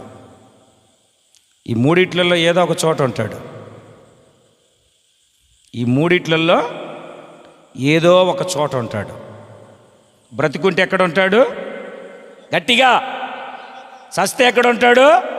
సమాధిలో. రోగంతో ఉంటే హాస్పిటల్. క్రైస్తవుడైతే దేవుడు మందిరంలో చేర్చుకున్నాడు. మందిరంలో చేర్చుకునే ధన్యత, మందిరంలో చేర్చుకునే భాగ్యం, యోగ్యతను మహోన్నతుడైనటువంటి దేవుడు మనందరికీ నిండుగా, మెండుగా, సమృద్ధిగా ఆయన మనకు అనుగ్రహించాడు. ఆయన మనలను చేర్చుకున్నాడు. ఎక్కడ చేర్చుకున్నాడు? ఎందుకు చేర్చుకున్నాడు? దేనికి చేర్చుకున్నాడంటే, మనము ఆయన మందిరములో నివాసము చేయడానికి, ఆయన సన్నిధిలో నిలిచి ఉండడానికి, ఆయనతో మనము అంటు కట్టబడి నివాసము చేసి నివసించడానికి కృప కలిగినటువంటి దేవుడు మనలను చేర్చుకున్నాడు. చెప్పండి, ఎక్కడ చేర్చుకున్నాడండి? గట్టిగా చెప్పాలి, నోరు తెరిచి. దేవుడు చేర్చుకున్నాడు. మందిరంలోనే ఉన్నాం, మందిరం బయటకు వచ్చేవా? ఏమండి? ఒక్క మాటను మీరు చదవండి. ఆదికాండంలో ఒక మాటను చదవండి.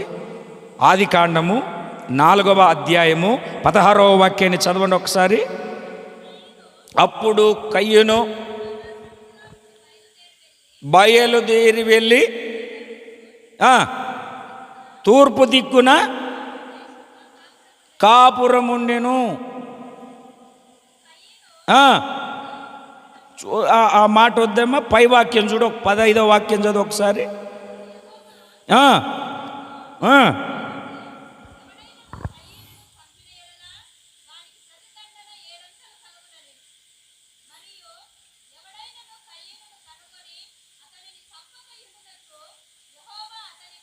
పద్నాలుగో వాక్యాన్ని చదవమ్మా. నేడు ఈ ప్రదేశము నుండి నన్ను వెళ్ళగొట్టితివి, నీ సన్నిధికి రాకుండా వెలివేయబడి దిగులు పడుచు భూమి మీద దేశదిమ్మరినై ఉందును. చాలమ్మా. దేవుని సన్నిధి నుండి వెళ్ళగొట్టబడినవాడు, దేవుని సన్నిధి నుండి వెలివేయబడినవాడు ఎలా ఉంటాడు అమ్మా? దేశదిమ్మరి. దేశదిమ్మరి అంటే అర్థం ఏమిటి? మెంట్లోడని, పిచ్చోడని. దేశదిమ్మరై వెళ్ళగొట్టబడతాడు. ఈ రోజున మనం ఆ పని పెట్టుకొని ఈ పని పెట్టుకొని దేవుని సన్నిధిని విడిచిపోతున్నాం. దేవుని సన్నిధిని విడిచిన వాడు ఎవరు అని అంటే దేశదిమ్మరి తప్ప వేరొకడు కాదు. మనము దేవుని సన్నిధిలో నిలిచి ఉండాలి. బ్రతుకు దినములన్నీ కృపాక్షేమాలు మన వెంట రావాలి అంటే చిరకాలము మనము దేవుని మందిరములో నివాసము చేయాలి. ఎవరైతే దేవుని సన్నిధిలో నివాసము చేయగలుగుతారో, ఎవరైతే దేవుని సన్నిధిలో ఉండగలుగుతారో, ఎవరైతే దేవుని సన్నిధిని కోరగలుగుతారో వాళ్ళ జీవితము ఆశీర్వాదకరంగా దేవుడు మలచి మార్చగలుగుతాడు. దేవుని సన్నిధిలో ఎవరైతే ఉండట్లేదు అని అంటే వాళ్ళు వెలివేయబడిన వారు, వాళ్ళు వెళ్ళగొట్టబడినటువంటి వాళ్ళు. ఒక పాస్టర్ గారు సాక్ష్యం చెప్తూ ఉన్నాడు. ఆయన విశ్వాసిగా ఉన్నప్పుడు, నువ్వు రాకు సంఘానికి, గెట్ అవుట్, వెళ్ళిపా. విశ్వాసులు అందరూ కూడా రాణించుకోవట్లేదంట. బయట మందిరంలో చెప్పులు వదిలేస్తాం కదా, చెప్పులు ఇస్తారు, ఇవ్వరండి. ఆయన అందరు లోపలికి వెళ్ళిన తర్వాత కుటుంబాన్ని అంతా తీసుకెళ్ళి ఆ చెప్పులన్నీ పక్కన పెట్టి అక్కడ కూర్చొని ప్రార్థన చేసేవాడంట. కాలక్రమేణా దేవుడు అతన్ని సేవకు పిలుచుకున్నాడు. ఏ మందిరానికి అయితే సేవకు వెళ్తున్నాడో అంతకంటే పెద్ద మందిరాన్ని కట్టేశాడు ఆయన చెప్తాడు, నేను ఈ ఆశీర్వాదాన్ని పొందుకోవడానికి గల కారణం ఏమిటంటే నన్ను సంఘంలోనికి రానియకపోతే నేను ఆ చెప్పులన్నీ పక్కన పెట్టుకొని నేను నా కుటుంబం అక్కడ కూర్చొని ఆమెనని ఎవరు బయటికి రాకముందే ప్రార్థన చేసుకుని వెళ్ళిపోయేవాళ్ళంట. దేవుని సన్నిధిలో ఉండే ఆశీర్వాదాలు, దేవుని సన్నిధిలో ఉండే దీవెనలు అంత గొప్పవి. 2 చేతులు పైకెత్తి సంతోషంగా దేవునికి స్తోత్రం చెబుదామా? రావట్లేదు, శబ్దం సరిగ్గా రావట్లేదు, గట్టిగా చెప్పాలి హల్లెలూయా. దేవుని సేవకుడి దగ్గరికి వచ్చి వందనాలు చెప్పేది. వందనాలమ్మా, అయ్యా వందనాలయ్యా, వందనాలు. నాకు ఒక డౌట్ అన్నా, బైబిల్లో పాస్టర్ గారు నీకు డౌట్ వచ్చిందా, అవుట్ అయిపోతావని మనసులో అనుకొని చెప్పు తల్లి నీ డౌట్ ఏంటో అంటే ఆమె అనిందంట, ఏమండి మందిరానికి వస్తేనే దేవుడు ప్రార్థన ఆలకిస్తాడా? గుండెల్లో ఉండడా దేవుడు? గుండీలో కాదు, ఎక్కడ? గుండెల్లో ఉండడా దేవుడు? ఇంట్లో కూర్చొని ప్రార్థన చేస్తే దేవుడు ఆలకించడా? ఈయనకు అర్థమైపోయింది, ఈమె కాస్త కొంచెము ముదిరిన దాన్ని అట్లా ఇరిచామనుకోండి ఇరిగిపోద్ది, లేతదైతే అట్లా వంగుతుంది.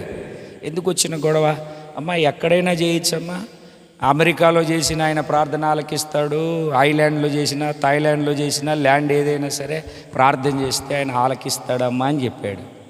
అయితే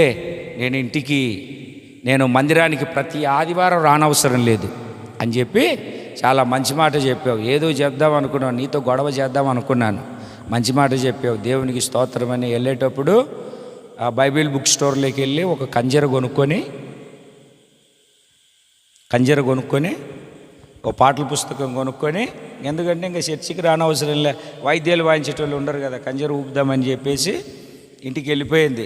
అమ్మా ఎంత స్వేచ్ఛ వచ్చింది, ఎంత విడుదల వచ్చింది. అనవసరంగా ఛార్జీ పెట్టుకొని అక్కడికి ఇక్కడికి తిరిగేదాన్ని, మందిరానికి తిరిగేదాన్ని, ఎందుకు వచ్చింది గొడవ అని చెప్పేసి మొత్తానికి సోమ మంగళ బుధ గురు శుక్ర శని అయిపోయింది. ఆదివారం పొద్దున్నే తలస్నానం చేసి ఆ బీరువాలో ఉన్న ఉతికేసినటువంటి చీర కట్టుకొని, అర్థమైందా అండి, ఇక ఆరాధన చేసుకుందాం ఇంట్లోనే అని చెప్పేసి అలాగే మంచానికి తలకాయ చాపి కూర్చొని స్తోత్రం స్తోత్రం స్తోత్రం ప్రభు అని ప్రార్థన చేసుకొని ఆ కొత్త కంజర అక్కడ పెట్టుకొని కొత్త పాటల బుక్ అక్కడ పెట్టుకొని దేవా నీకు స్తోత్రం హల్లెలూయా కాపాడే నీకు స్తోత్రం అంటే చర్చిలో పాస్టర్ గారు ఎలా చేస్తాడో ఇక్కడ ఈమె కూడా అలాగే స్టార్ట్ చేసింది ప్రార్థన స్టార్ట్ చేసి ఇంకా పాట పాడదాం. ఫస్ట్ పాట ఏం పాట పాడాలి?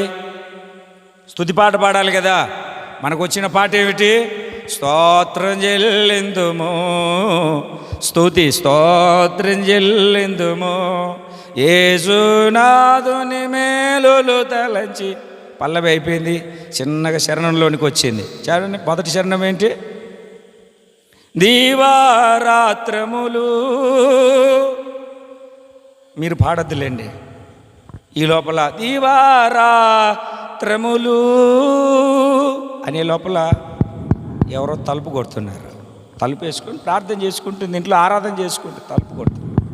సైతాన్ గాడు ఉన్నట్టున్నాడు, దుర్మార్గుడు. ఎవడు ఇప్పుడు తలుపు కొడుతూ నేను ఆరాధన చేసుకుంటుంటే అని నెమ్మదిగా తలుపు తీసేసరికి వాళ్ళ ఆయన కోటర్ వేసి సగం జోల పెట్టుకొని వచ్చాడు. ఇటు కిందికి చూసేసరికి బైబిలు, పాటల పుస్తకం, కంజర ఉంది. ఓహో, ఇక్కడ కుంపటి పెట్టేసావా?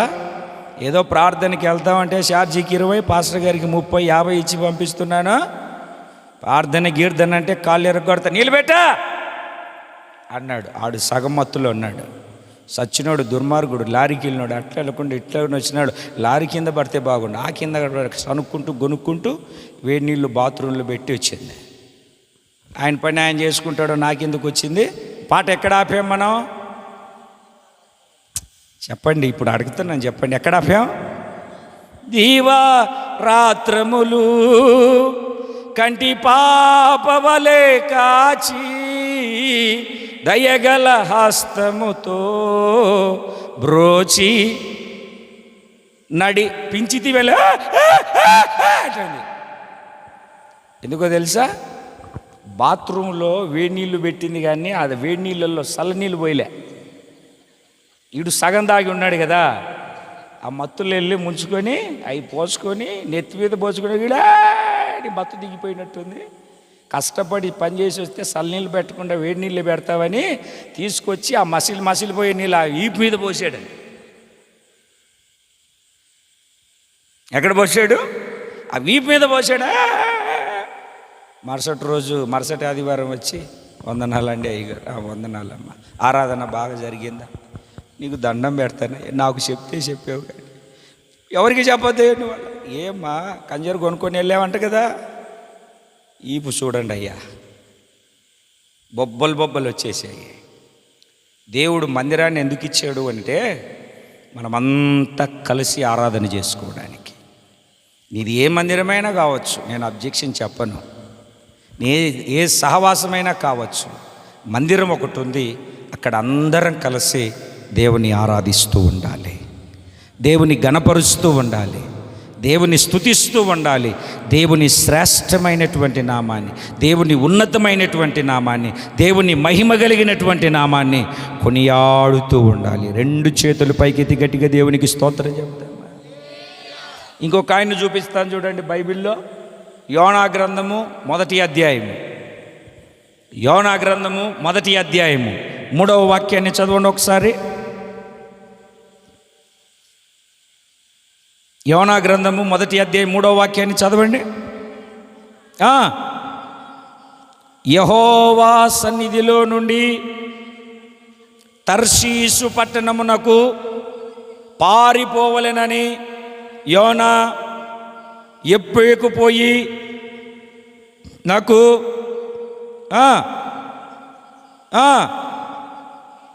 టికెట్ తీసుకొని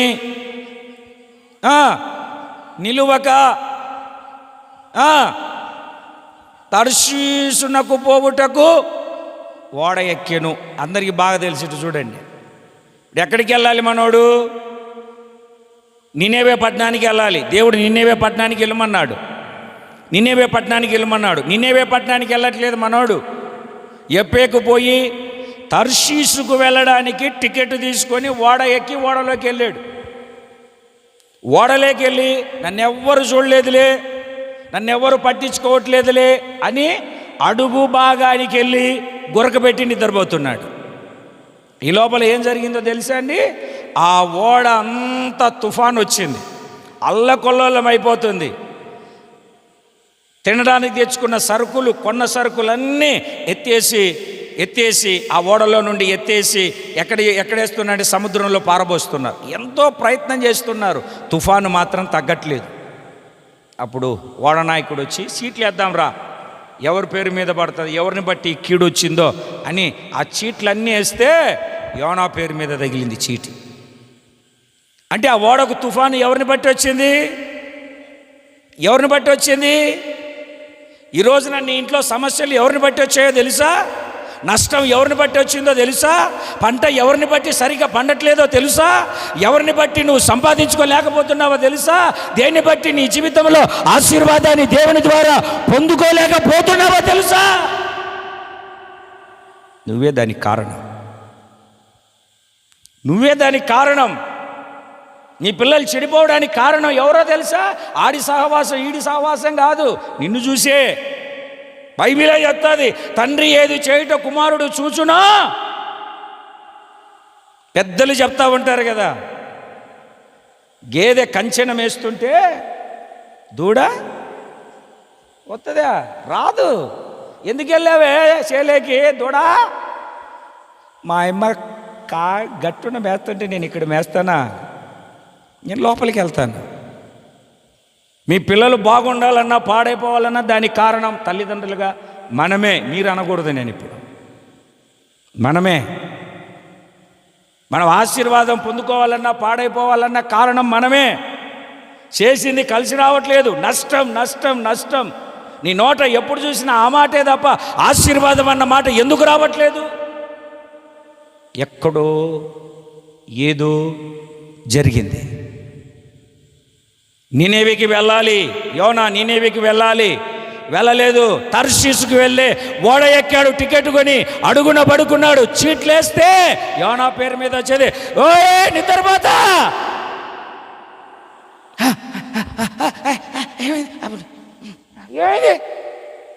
ఒరే ఏమైందంటావేంట్రా పనికిమాలడా? ఓడ అంత అతలాకుతలం అయిపోయి సరుకులన్నీ సముద్రం పాలు చేస్తుంటే నువ్వు వచ్చి ఇక్కడ పడుకున్నావా? ఎవడ్రా మహానుభావుడా నువ్వు? చీట్లేస్తే నీ పేరు మీద వచ్చింది, అసలు ఎవడ్రా నువ్వు? అప్పుడు ప్రసంగం స్టార్ట్ చేస్తున్నాడు. భూమి ఆకాశములకు సర్వ సృష్టికర్త అయిన యెహోవా దేవుని యొక్క దాసుని నేను. అప్పుడు ప్రసంగం స్టార్ట్ చేస్తున్నాడు నిద్రపోతూ. ఒక అన్యుడు వచ్చి, ఒరే నిద్రపోతా లే అని గద్దిస్తే అప్పుడు వచ్చి నువ్వు ఎవడరా అంటే, నేనా ఆ భూమి ఆకాశములకు సర్వ సృష్టికర్త అయిన యెహోవా సేవకుని నేను. మాకెందుకురా అయితే, ఎందుకు వచ్చిందో చెప్పరా? ఏం లేదు, నన్ను దేవుడు తర్షీస్కి వెళ్ళమన్నాడు, నినేవే పట్టణానికి వెళ్ళమన్నాడు దేవుడు. నేనేమో రెట్లా ఆపుతాం, ఆగు, ప్రయత్నం చేద్దామని వెళ్ళి ప్రయత్నం చేస్తాం. కాదు ప్రయత్నం కాదు, నన్ను ఎత్తి సముద్రంలో పడేయండి. ఒరే బాబు ఈ పాపం ఎందుకు మాకు ఆగని వాళ్ళు వెళ్ళి శాయశక్తుల ప్రయత్నం చేశారు. ఆ తుఫాన్ ఆపుదామని, ఓడను గట్టుకు తీసుకెళ్దామని, ఆగలే. వచ్చి యోనాను ఎత్తి సముద్రంలో పడేస్తే అప్పుడు ఆగింది తుఫాను. ఎప్పుడు ఆగిందో తెలుసా? నేను అడుగుతాను, ఆ సముద్రంలో ఆ ఓడకు ఎవరిని బట్టి తుఫాను? ఎందుకు? ఎక్కడ ఉండాల్సినోడు? దేవుని సన్నిధిలో ఉండవాలి. దేవుని సన్నిధిలో నిలబడవలసిన వాడు పడిపోయాడో జారిపోయాడో తెలియదు. నాకు ఈ మధ్య కలిసి రావట్లేదు, ఏం చేస్తున్నా అవ్వట్లేదు. కలిసి రాకపోవడం దేవుడు కారణం కాదు, నీ ఆత్మీయ స్థితే, నీ పరిస్థితే. దేవునికి స్తోత్రం కలుగునుగాక. రెండు చేతులు పైకెత్తి గట్టిగా దేవునికి స్తోత్రం చెప్పుదాం. రావట్లే, శబ్దం రావట్లే, మీరు కొంచెం గట్టిగా చెప్పాలి. ఎవరు కారణం? దేవుని సన్నిధిలో నిలబడవలసిన నీవు దేవుని సన్నిధిని విడిచి అలిగి నలిగి నువ్వు దేవుని సన్నిధిని విడిచిపెడితే దేవుని సన్నిధిలో నుండి రావలసిన ఆశీర్వాదాలు నీవు కోల్పోతావు. అందుకే అలక నలక అన్నీ మానేసి ఏ బండకు చెక్కబడ్డావో, ఏ రాతి నుండి నువ్వు తీయబడ్డావో, ఏ గుంట నుండి తీయబడ్డావో అక్కడ నువ్వు నిలిచి దేవుని స్తుతించి ఆరాధించడం మొదలుపెట్టు. నీ ఆవరణములలో నివసించున్నట్లు నువ్వు ఏర్పరచుకొని చేర్చుకొనివాడు ధన్యుడా అన్యుడా అండి? కొంచెం గట్టిగా చెప్పాలి. ధన్యుడా అన్యుడా? అందుకే దావీదు ఏమంటున్నాడు, ఒక్క మాటను చదవండి మీరు. సమూయేలు 2వ గ్రంథము 7వ అధ్యాయం 29వ వాక్యాన్ని మనం చదువుదాం. సమూయేలు 2వ గ్రంథము 7వ అధ్యాయం 29వ వాక్యం. నా కుటుంబము నిత్యము నీ సన్నిధి ఉండునట్లుగా దానిని ఆశీర్వదించు. నీ సన్నిధిలో ఉండాలయ్యా నా కుటుంబం. రాజు ఏం కోరుకోవాలి? రాజు కోరుకోవలసింది ఏమిటి? రాజుకు అవసరమైంది ఏమిటి? దేవుని సన్నిధిలో ఉండాలని కోరుకుంటున్నాడు. రాజుకు అవసరమైంది ఏంటంటే యుద్ధాల్లో జయం కావాలి, ధనం కావాలి, సైన్యం కావాలి. ఇవి కోరుకోవాలి రాజు. ఇవి కోరుకోవట్లేదు దావీదు. అయ్యా నీ సన్నిధిలో నేను, నా కుటుంబము నిత్యము ఉండాలయ్యా. ఎలాగ ఉండాలండి? నిత్యము నా కుటుంబం అంతా ఉండాలి. ఏమిటండి? తల్లిదండ్రులు వస్తే పిల్లలు మందిరానికి రారు, పిల్లలు మందిరానికి వస్తే తల్లిదండ్రులు మందిరానికి రారు. ఎందుకు రారు అంటే సాయంత్రం లేదా ఆదివారం సినిమాలు చూడబెట్టు అని చెప్పేట వదిలేసి వెళ్ళిపోతారు. స్ట్రెయిన్ అయిపోయాను, కాలేజీకి వెళ్ళేసి వచ్చి స్ట్రెయిన్ అయిపోయాను, నేను రాలేను అంటే వెళ్ళిపోతారు. వద్దులే నాన్న, నువ్వు జాగ్రత్తగా చూసుకో, నేను అన్నం వండలేదు మందిరం దగ్గర, నేను కాస్త తింటాను, నువ్వు ఏదన్నా కొనుక్కొని వచ్చుకొని తినే. లాగి ఒకటి పెట్టి కొట్టి పద మందిరానికి అంటే రాడా? ముద్దు, అల్లారు ముద్దు. ఏ నేర్పాలో ఏ నేర్పకూడదో కూడా మనకు అర్థం అవ్వట్లేదు. అవసరం లేదులేమ్మా, నీకు కాళ్ళు నొస్తూ ఉంటాయి, కూర్చోమ్మను మంచం మీద కాలు మీద కాలు వేసుకుని, ఇదిగో రిమోటు, ఆ సీరియల్ వస్తా చూడు, మంచి సీరియల్, ఏడ్చుకుంటూ కూర్చోవచ్చు, మంచిగా ఏడుపు వచ్చేస్తాయి, చూడమ్మా సీరియల్. ఈరోజు సీరియల్ చూస్తాడు, రేపు సినిమా చూస్తాడు, ప్రేమలో పడతాడు, ఆడెక్కడ ఉంటాడో తెలియదు. హలో, ఎక్కడున్నారా? నేనా మహబూబ్ నగర్ పోలీస్ స్టేషన్లో ఉంటాను. ఎందుకు?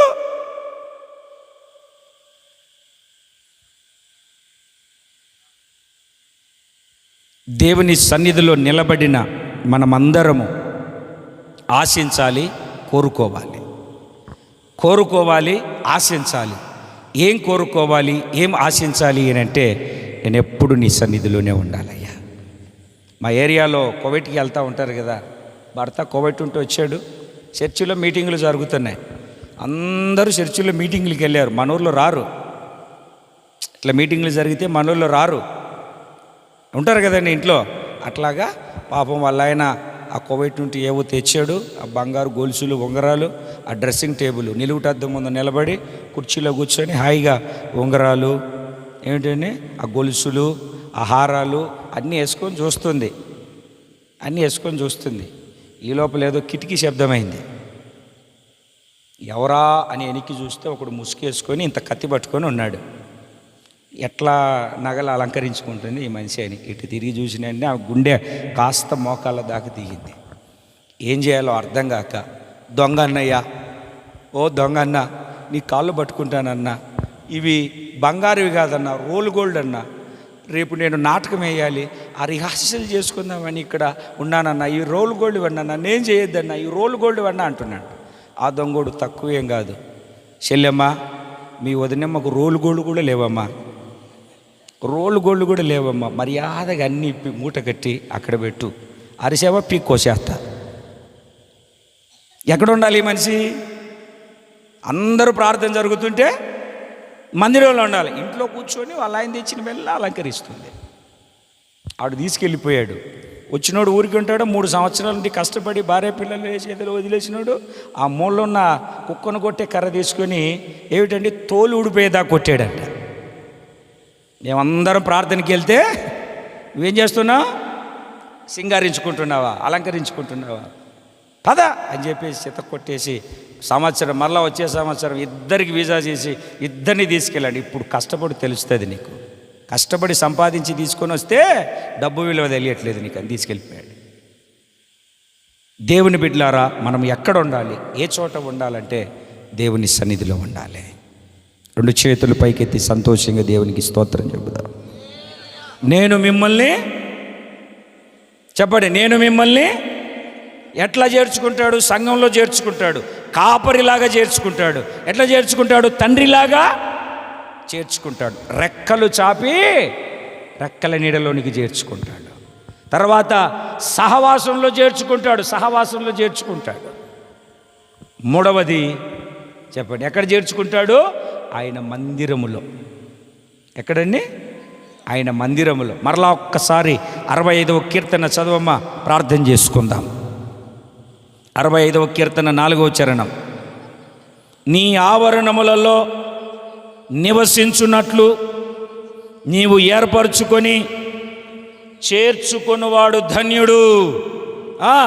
నీ పరిశుద్ధాలయము చేత, నీ మందిరములోని మేలు చేత నేను తృప్తి పొందేదను. 2 చేతుల పైకెత్తి ఒకసారి చేతులు ఊపుతూ గట్టిగా దేవునికి స్తోత్రం చెబుదామా? కొంచెం చేయి ఊగట్లేదు మీకు. మందిరంలో ఏముందంటే అండి, నీ మందిరములోని మేలు చేత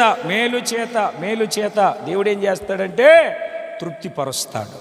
ఈ రోజున అసంతృప్తి, తృప్తి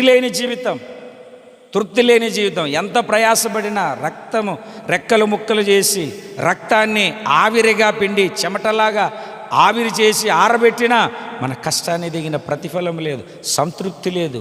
ఆఖరికి మనం వెళ్ళి లెక్క చూసుకుంటే ఇంతేనా? యోబు గ్రంథకర్త అంటాడు, నీ డేరా క్షేమ నివాసమని. నీ ఇంటి వస్తువులు లెక్క చూడగా ఒకటి పోయి ఉండదు. మనకెందుకు తగ్గుతుంది? కారణం ఏమిటంటే నివాసం చేయవలసిన చోట నివాసం చేయక దేవుడు మందిరంలో నీకు ఎందుకు చేర్చుకున్నాడంటే, మందిరానికి వెళుతున్న ప్రతి సమయంలో దేవుడు నీకు ఏదో ఒక మేలు చేస్తూ ఉంటాడు. ఏదో ఒక మేలు చేస్తాడు. ఫంక్షన్లకు రెడీ అవుతాం, పెళ్ళిళ్ళకు రెడీ అవుతాం, అక్కడికి రెడీ అవుతాం, ఇక్కడికి రెడీ అవుతాం. అక్కడికి ఇక్కడికి రెడీ అయినంత స్పీడ్గా దేవుని మందిరానికి రా. అందుకే ఆశీర్వాదాన్ని పొందుకోలేవు, అందుకే దీవెనల చేత నింపబడలేవు, అందుకే మనము దేవుని ద్వారా ఆశీర్వదించబడలేకపోతున్నాం. ఈ రాత్రి నువ్వు దరిద్రపు రేఖలు దాటాలన్నా, నువ్వు చేస్తున్నది కలిసి రావాలన్నా, నీ ప్రయత్నాలన్నీ సఫలమవ్వాలన్నా, నీ కోరిక సిద్ధింపజేసి నీ ఆలోచన యావత్తు నా దేవుడు సఫలపరచాలన్నా ఆయన చేర్చుకుంటున్నాడు. మనం చేర్చబడదాం. ఆయన నన్ను చేర్చుకుంటే నేను చేర్చబడతాను, నేను చేరతాను అన్నటువంటి వాళ్ళంతా ఒక్కసారి లేచి నిలబడండి. ఒక చిన్న ప్రార్థన చేసుకొని ముగించుకుందాం. ఈ ప్రార్థన అయిపోయిన తర్వాత మీ అందరికీ ప్రార్థన చేస్తాను. రేపు రాత్రి కూడా ప్రార్థన కూడిక ఉంటుంది. చాలాసేపటి నుండి కూర్చొని ఉన్నారు. ఒక్కసారి అలా లేచి నిలబడండి. ఒక చిన్న ప్రార్థన చేసుకుందాం. హల్లెలూయా, హల్లెలూయా, హల్లెలూయా, హల్లెలూయా, హల్లెలూయా, హల్లెలూయా, హల్లెలూయా, హల్లెలూయా, హల్లెలూయా, హల్లెలూయా, హల్లెలూయా. అందరం ఒకసారి నోరు తెరచి నోరార సర్వోన్నతుడైనటువంటి దేవునికి స్తోత్రాలు చెల్లిద్దామా?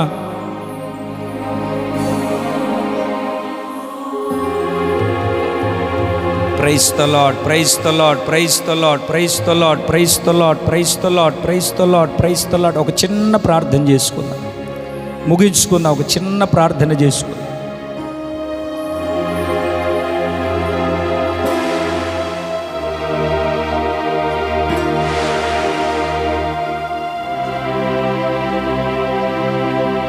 అమ్మా, అయ్యా, ఆఖరిలో ఆశీర్వాదం పొందుకునే ఈ సమయం విడిచిపోవద్దు. ఒక చిన్న ప్రార్థన చేసుకో. ఈ రాత్రి ఏదో మాకు పని పాటలేక కాదు, ఒక భారముతో మీ క్షేమము కోరి మేము ఇక్కడికి వచ్చి ఈ యొక్క ప్రార్థన కూడికలు ఏర్పాటు చేశాం. నాకు ఇక్కడికి వచ్చి మీటింగ్ పెడితే వచ్చే లాభం ఏమీ లేదు, నష్టమే తప్ప. రూపాయి 2 రూపాయలు కాదు, 1000 రూపాయల నష్టము తప్ప నాకు లాభం లేదు. దేవుడు వెళ్ళమన్నాడు, వచ్చాను, మీకు ప్రకటిస్తూ ఉన్నాము. అందరం ఒకసారి ఒక చిన్న తీర్మానంతో దేవుని సన్నిధిలో మనం ప్రార్థన చేసుకుందాం. దేవుని బిడ్డ, రాత్రి నీ ఆత్మీయ స్థితి, ఆత్మ సంబంధమైన పరిస్థితి ఎలాగుందో, ఏ రకంగా ఉందో అందరం ఒక చిన్న తీర్మానంతో ప్రార్థన చేసుకుందాం. నిశ్చయముగా దేవుడు తన ఉన్నతమైనటువంటి కార్యాన్ని జరిగిస్తాడు.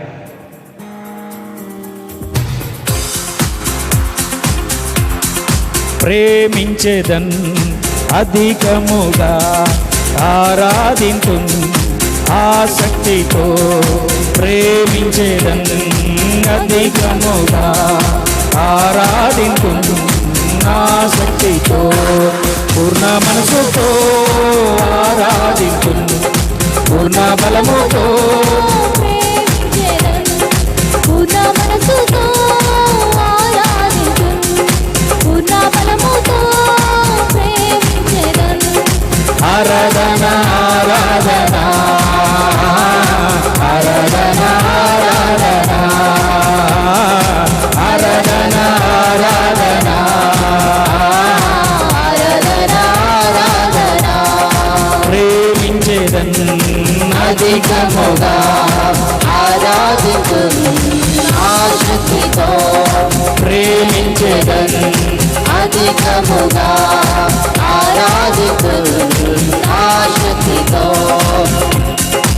ఎబినేజరే ఎబినేజరే ఇంతవరకు ఆదుకున్నావే, ఎబినేజరే ఎబినేజరే ఇంతవరకు ఆదుకున్నావే, ఇంతవరకు ఆదుకున్నావే, ఇంతవరకు ఆదుకున్నావే.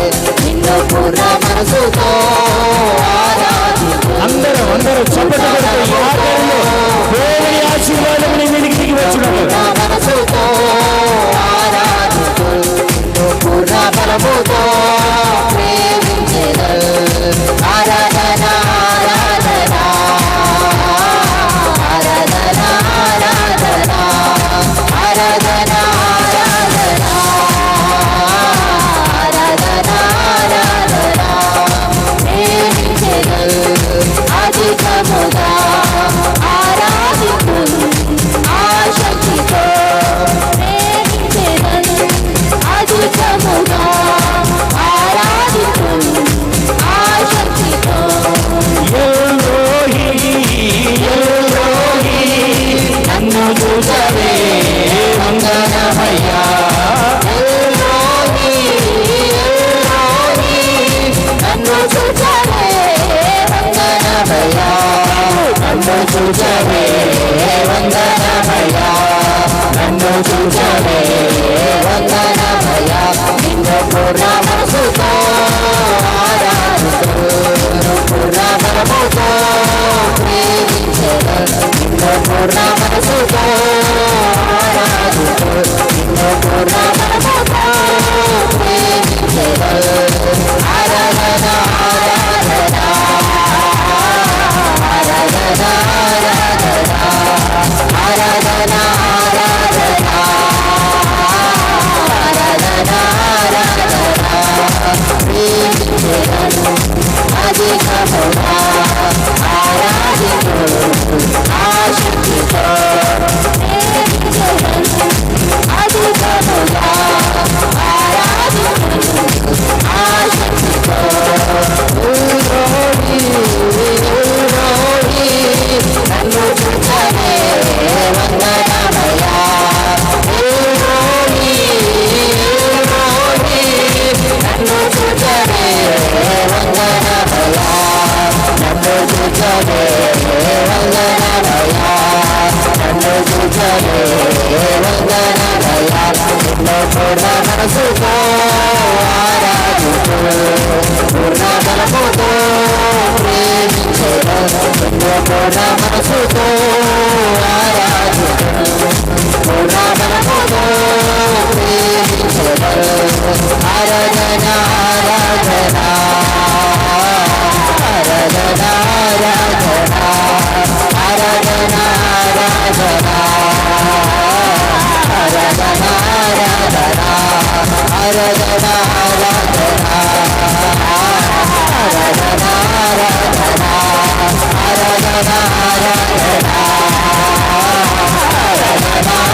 ఆరాధన ఆరాధన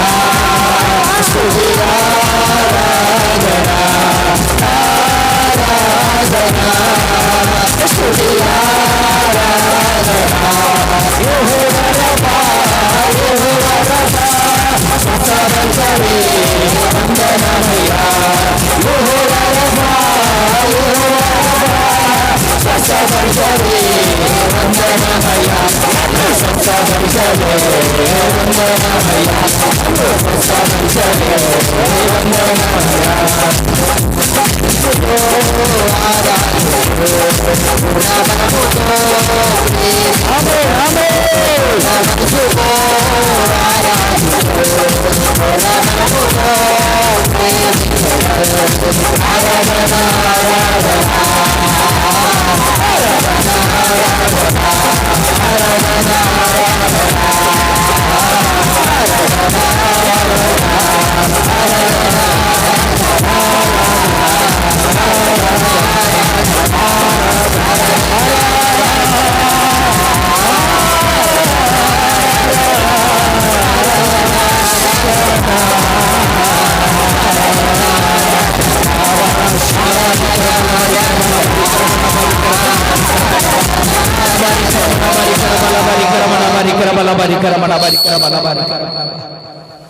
ఆరాధన ఆరాధన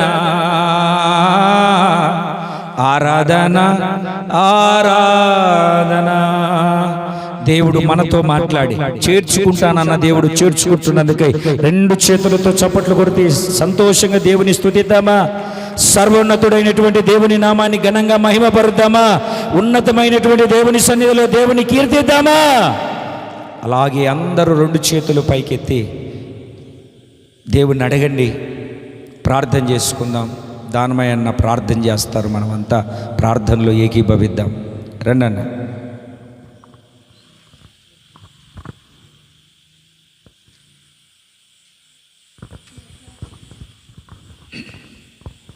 స్తోత్రం. నడిపించినందుకు నీకు స్తోత్రాలు చెల్లిస్తూ ఉన్నాను నాయనా. నిజమే నాయనా. ఇదిగో నా తండ్రి, ప్రతికూలమైనటువంటి వాతావరణంని కూడా మార్చిన నా తండ్రి, అనుకూలంగా మార్చిన తండ్రి అయ్యా, నీ నామానికి మహిమకరంగా జరిగించినందుకు నీకు స్తోత్రంలో నాయనా. నిజమే నా తండ్రి. అయ్యా, నీవు ఏర్పరచుకున్న దైవ సేవకుడు నా తండ్రి, అయ్యా ఎంతో ప్రయాసతో నా తండ్రి ఇక్కడికి వచ్చిన్నాడు నాయన. అయ్యా, ఆయన ప్రయాస వ్యర్థం కాకుండా నా తండ్రి, అయ్యా ఆయన ప్రయాస వ్యర్థం కాకుండా నా తండ్రి అనేకులు మారుమనసు పొంది రక్షించబడడానికి నీ కృపలో సహాయం చేసినందుకు కూడా నీకు స్తోత్రములు నాయనా. నిజమే నా తండ్రి. రాత్రికాల సమయంలో నా తండ్రి, అయ్యా నీ దాసుని నా తండ్రి, అయ్యా నీ దాసునిలో నువ్వు ఉండి నా తండ్రి, అయ్యా మాతో మాట్లాడినందుకు కూడా నీకు స్తోత్రములు నాయనా. నిజమే నా తండ్రి. అయ్యా ఈ రాత్రికాల సమయంలో నా తండ్రి మేమందరం కూడా ఆలోచన చేయాలి నాయన. అయ్యా ఏం చేస్తే మేము ఆశీర్వాదకరంగా ఉంటారు నాయన. ఇదిగో నా తండ్రి, సంఘంలో చేర్చబడితే ఆయన తన రెక్కల కింద నేను చేర్చుకుంటున్నట్లుగా నా తండ్రి, మరి ఆయన రెక్కల కింద చేర్చబడితే మనకేం కలుగుతుందో నా తండ్రి, ఈ రాత్రికాల సమయంలో నువ్వు మాట్లాడినందుకు కూడా నీకు స్తోత్రములు నాయన. నిజమే నా తండ్రి. మేము ఎక్కడెక్కడో తిరుగుతున్నాం నాయన, అయ్యా దేని చాటుకో వెళ్తున్నాము నాయన. అలా కాకుండా ప్రభువా, అయ్యా నీ రెక్కల కిందికి మేము చేర్చబడినట్లుగా నా తండ్రి, అయ్యా నీ కృపలో మాకు సహాయం చేయమని కూడా ప్రార్థన చేస్తూ ఉన్నాం నాయన. అయ్యా నువ్వు సహాయం చేసినందుకు కూడా నీకు వందనాలు స్తోత్రాలు చెల్లిస్తూ ఉన్నాం నాయన. నిజమే. రెండవదిగా నాయన, ఆయన సహవాసంలో నేను చేర్చుకున్నట్లుగా నాయన. నిజమే నా తండ్రి. అయ్యా మేము ఎటువైపో చూస్తూ ఎవరి వైపో చూస్తూ నా తండ్రి, అయ్యా సహోదరుల మధ్య ఐక్యత లేక నా తండ్రి, అయ్యా మేము కుదవబడినది నాయన. నిజమే నా తండ్రి. ఆయన నిన్ను సహవాసంలో చేర్చుకున్నట్లుగా నా తండ్రి, ఆ సహవాసంలో చేర్చుకుంటే ఏ ఆశీర్వాదాలు వస్తాయో నా తండ్రి, అయ్యా నువ్వు మాతో మాట్లాడేందుకు కూడా నీకు స్తోత్రాలు చెల్లిస్తూ ఉన్నాం నాయన. నిజమే నా తండ్రి. అయ్యా అలాంటి సహవాసంలో కూడా మేము పాలు పొందినట్లుగా అయ్యా నీ కృపలో సహాయం చేసి నడిపించమని కూడా ప్రార్థన చేస్తున్నాము నాయన. ఇదిగో నా తండ్రి, మూడవదిగా నా తండ్రి, ఆయన మందిరములో మనము కనబడాలని, ఆయన మందిరములో ఆయనతో కూడా మనం సహవాసం చేయాలని మాట్లాడవు నాయన. నిజమే. మందిరం యొక్క నా తండ్రి, అయ్యా మందిరం యొక్క విలువలు కూడా మాతో మాట్లాడినందుకు కూడా నీకు స్తోత్రములు నాయనా. నిజమే నా తండ్రి, మేము ఎన్నో అయ్యా ఆదివారాలు ఎన్నో సార్లు మేము తప్పిపోయినాము నాయనా. అయ్యా తప్పిపోయే ప్రభువా, అయ్యా మా కుటుంబాలు అతలాకుతలం అవుతున్నవి నాయన, మా జీవితాలు కూడా సరిగా లేవు నాయన. అయ్యా కుటుంబాలు కూడా నాయన సరైన క్రమంలో లేక బాధపడుతున్నాము నాయన.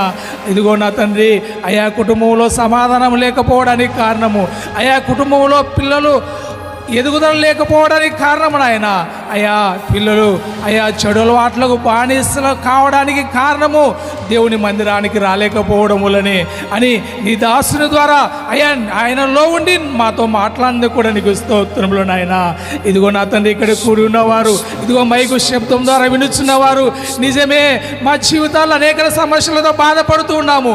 నిజమే దైవ సేవకుడు చెప్పాడు, రాత్రికాల సమయంలో ఆయన మందిరానికి వెళ్ళకుంటే మాకు సమస్యలే, కుటుంబంలో సమస్యలే, మరి అనారోగ్య సమస్యలే, అయా పిల్లలు సమస్యలే. మరి మేము కూడా క్రమం తప్పకుండా ఆయన మందిరములో కనబడతాము. ఆయన మందిరములో కల ఆశీర్వాదాలను మేము కూడా పొందగలగాలి అనే ఆశతో ఈ రాత్రికాల సమయంలో ఎవరెవరైతే నీ సన్నిధిలో ప్రార్థన చేస్తూ ఉన్నారో ప్రభువా, అయ్యా వారితో మాట్లాడని నాయన.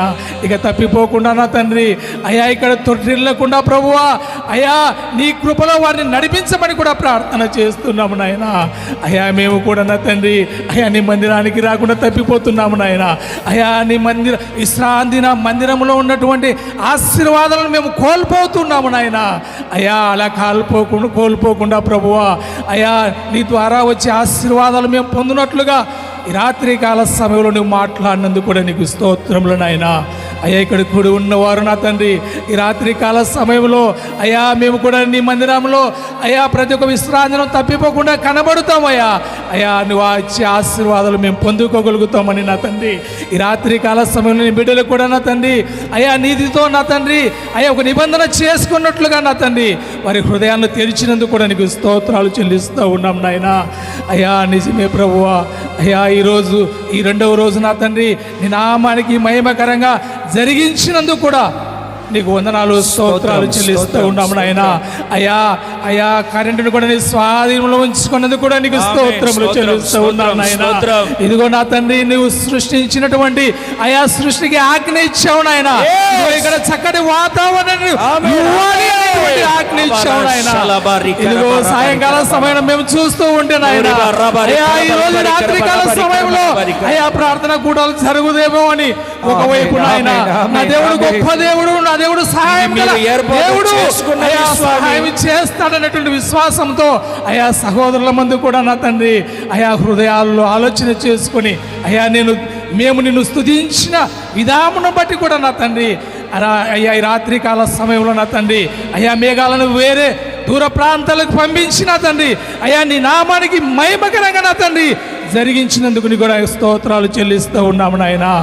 అయ్యా మీరు వినువారు మాత్రమే కాకుండా నా తండ్రి అయ్యా వినున్నటువంటి వాక్యాన్ని అయ్యా మా హృదయం అనే పొలములో అది విత్తబడిన తండ్రి అది ఫలించడానికి కావలసినటువంటి అయ్యా కన్నీటి ప్రార్థన చేసుకుని నా తండ్రి అయ్యా అయ్యా ఇక్కడ కూడా ఉన్నటువంటి కుటుంబాలు ఫలభరితంగా మార్చడానికి నీ కృపలో సహాయం చేసి నడిపించమని నజరేయుడైన యేసయ్య శక్తిగల నామమున అడిగి వేడుకొని పొందుకుని నామ పరమ తండ్రి. మన తండ్రి అయిన దేవుని ప్రేమ, కుమారుడైన యేసయ్య కృప, పరిశుద్ధాత్మని సహవాసము, సన్నిధి సముఖము ఇప్పుడు ఎల్లప్పుడూ కుడి ఉన్న మనకు, ప్రార్థనలో పాలుపంపులు పొందిన వారికి, సభలో కూడి వచ్చిన ప్రతి ఒక్కరికి, సంఘానికి, గ్రామానికి, సకల పరిశుద్ధులకు ఆయన కృప సదాకాలము తోడై ఉండి నడిపించునుగాక.